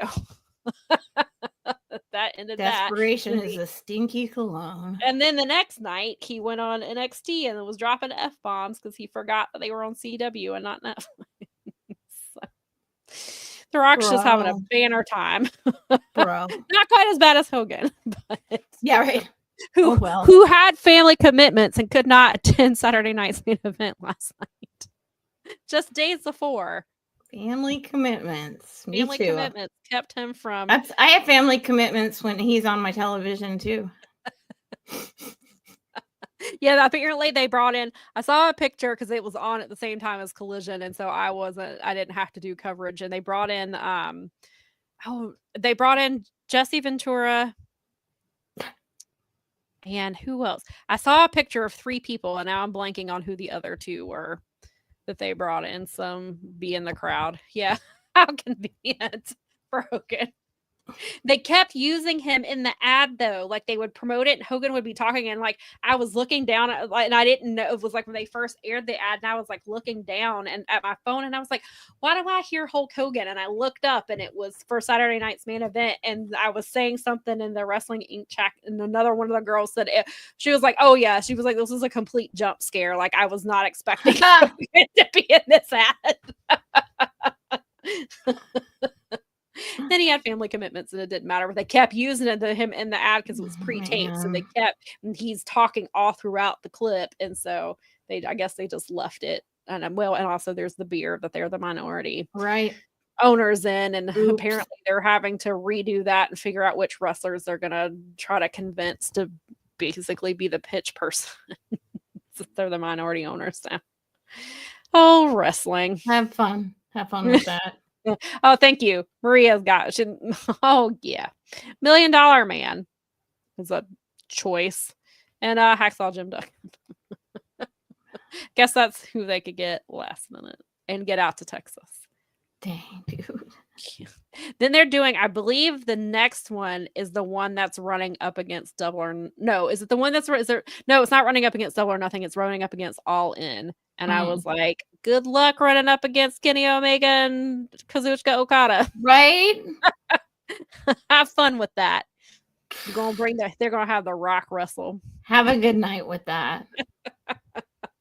You're only talking about one of Apparently, actually, that'll, you know what? Maybe that'll be good because maybe that will, I know it won't shut them up, but it will at least have like a profound like impact on the actuality of wrestling because it's like, nope, it turns out people want to see wrestling. So not sports and entertainment. Who knew? Who knew? And on that note, I think that we've covered all the topics we had planned, plus and then some. That's all right. Who knew that we were going to get on a topic about The Rock's career, but he did it to himself. He asked for it. Thank you for hanging out with us. And if you're watching the replay, thank you for that as well. Please come next Sunday for episode 150 in case you haven't heard and we haven't made it abundantly clear. The next week is a big milestone for us because unlike ROH, we will promote that it's our get ready to, if you follow us on Twitter and on Instagram, and also we don't have a Powerbomb specific account on Blue Sky, but we were both on there along with Fight Game Media is on there as well. We will be so get ready. We're going to promote it all week long, but it's 150. I'm just going to do it just to be annoying since ROH can't promote it. I'm going to do the We're going to show it ROH, or we're going to show Tony Khan how to promote something. Yeah. This is how you promote an exciting event in your thing. Yes. Thank you guys so much. Thank you guys so much. Thanks for sticking around. We always really appreciate having you guys here in the chats. And of course, thank you for the super chats. And yes, thank you for that too. Yes. Please all come spend 150 with us next week. Yes, please. 150 next week. 150 Power Bombshells at 1 o'clock, as in 150. 1 p.m. Eastern, Sunday. Thanks, you guys. Have a great week, and we will see you next time.